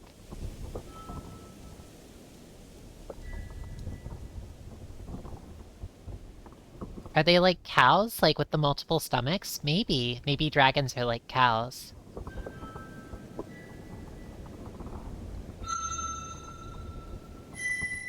Okay. Most things you're eating have bones. I guess that's true. Yeah, okay. You swallow up your treasures and you'll regurgitate them when you found your lair.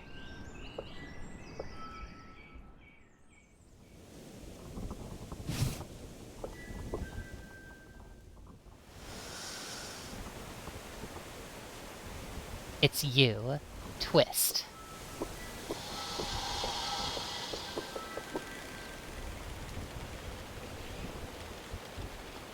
I alone am worthy to inherit the prey-ripe realm of my creator, the land for which it suffered, for which it was destroyed. My justice shall descend upon all who enter, as surely and inexorably as the fall of night. Begone, or feel my wrath. Twist is so funny.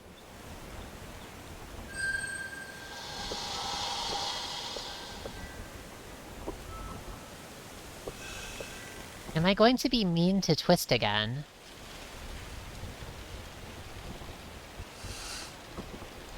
I'll offer to exchange treasure for the right to rule. You insult me with such a paltry offering.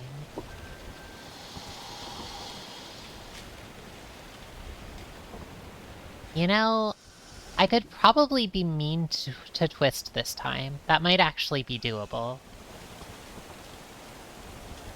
But... Are there any other options?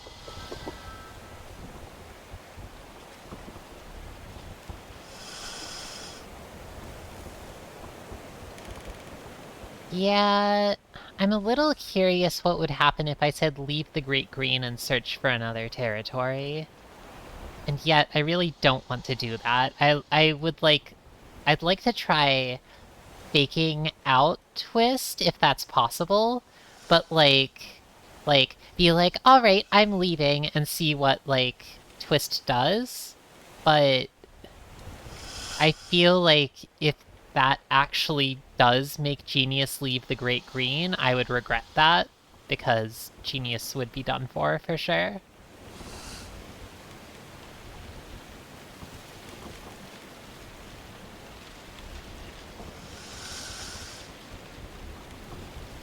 I think Genius is going to be a little bit mean.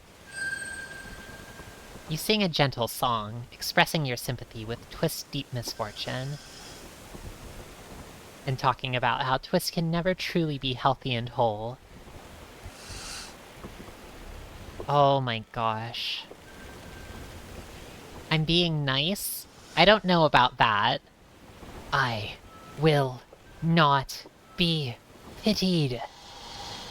You think me so weak that I need your mercy, tearing my sacred pride to shreds and leaving me low and dim and smoldering. I will reduce you, diminish you. You shall be broken, unmade. Even the least good beast shall pity your smashed and twisted form, and then you shall know true agony.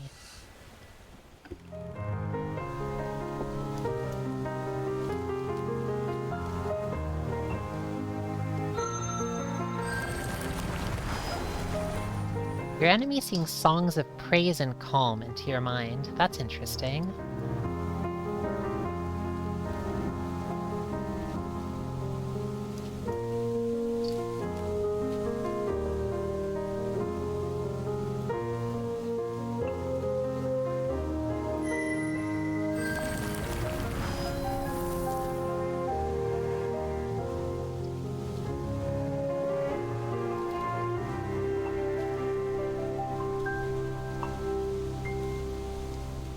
There are a lot of new fire abilities, like Charge.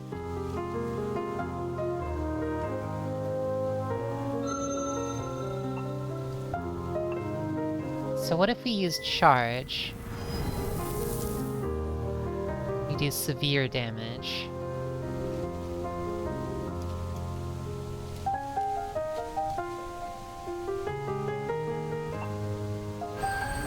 Oh. Twist deals moderate damage. with another fire attack.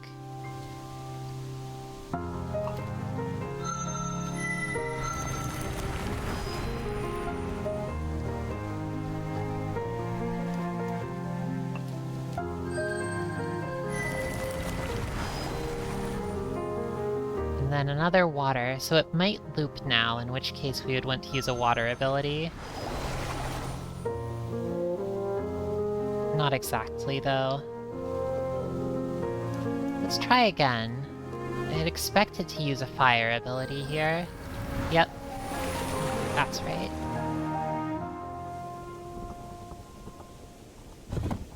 You are victorious. Your superiority proven, Twist is forced to sliver away in search of a new home.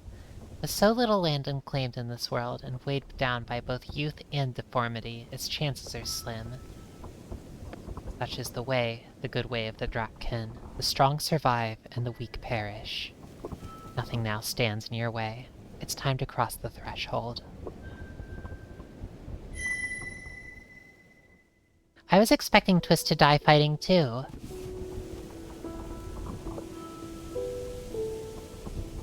You're gloriously alone. There is no trace of the No-Tails here, nor has there ever been. Their kind has never marred the heart of the Great Green, the wild forest primeval. This turning of earth draws to a close. A colder wind ruffles your feathers. The trees are shedding, their scales falling around you in golden tribute. A bone-deep fatigue sets in. Your first great sleep looms. You must find a lair to claim and a place to lay your body and your treasure.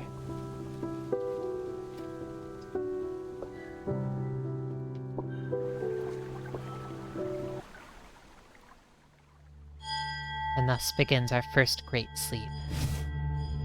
Something is touching you lightly, so lightly that it is only a touch of soul, but you smell its mighty essence around you, over you. It's greater than the greatest kin, and yet less than the least, devoid of a body, and yet it holds your entire being within yourself. It cradles you in a wordless song, which is the wind in the grass and the flowing waters. The trees sing prayers to it in reverent creaks and rustles. It remains with you for a time, and then silently withdraws, your innermost being reaching after it as it passes from you.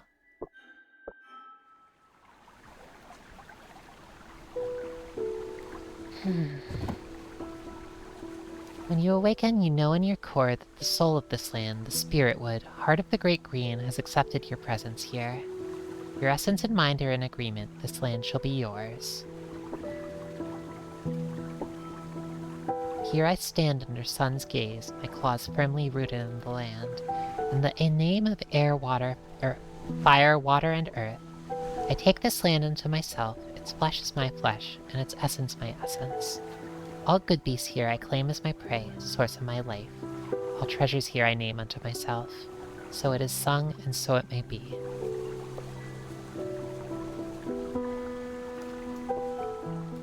And thus begins our first great rest. Well, I thought it was beginning before, but I guess we didn't fall asleep right away. For the structure that we raise, time is with materials filled. Our todays and yesterdays are the blocks with which we build. Thus alone can we attain to those turrets where the eye sees the world as one vast plain and one boundless reach of sky. And with that, our dragon awakes again. Genius.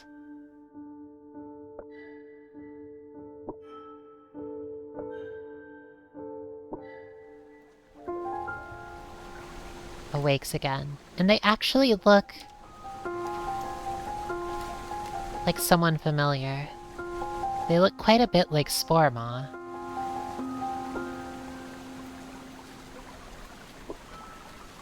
They are unique, but they're unique in a way similar to Sporma, aren't they? The green and feathered wings. It might not change, but looking at our stats, I see that we are 4th in fire, 3rd in water, 3rd in earth, and 3rd in air. Actually, no, we've mastered... Our appearance might not differ based on that, it looks like. Because we're the strongest in fire right now, but we had the weakest fire before, and our appearance is the same, so...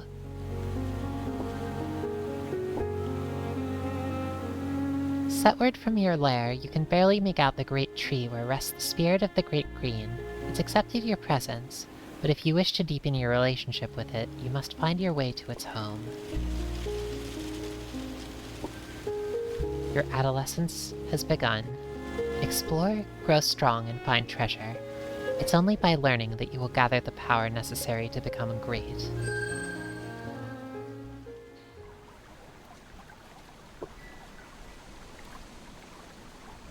I think this is a good stopping point. We started our story last time with Sporemaw in this position on our first life. Sporemaw explored the Great Green, this beautiful bounteous forest, and then died. And now our second dragon has returned to the forest. So we're back where we started, and yet also, in many ways, we're stronger and wiser and more genius. So, perhaps next time, we'll grow even more geniuser. Probably in a much better position for success despite a misstep or two. I think so too. I think they have what it takes.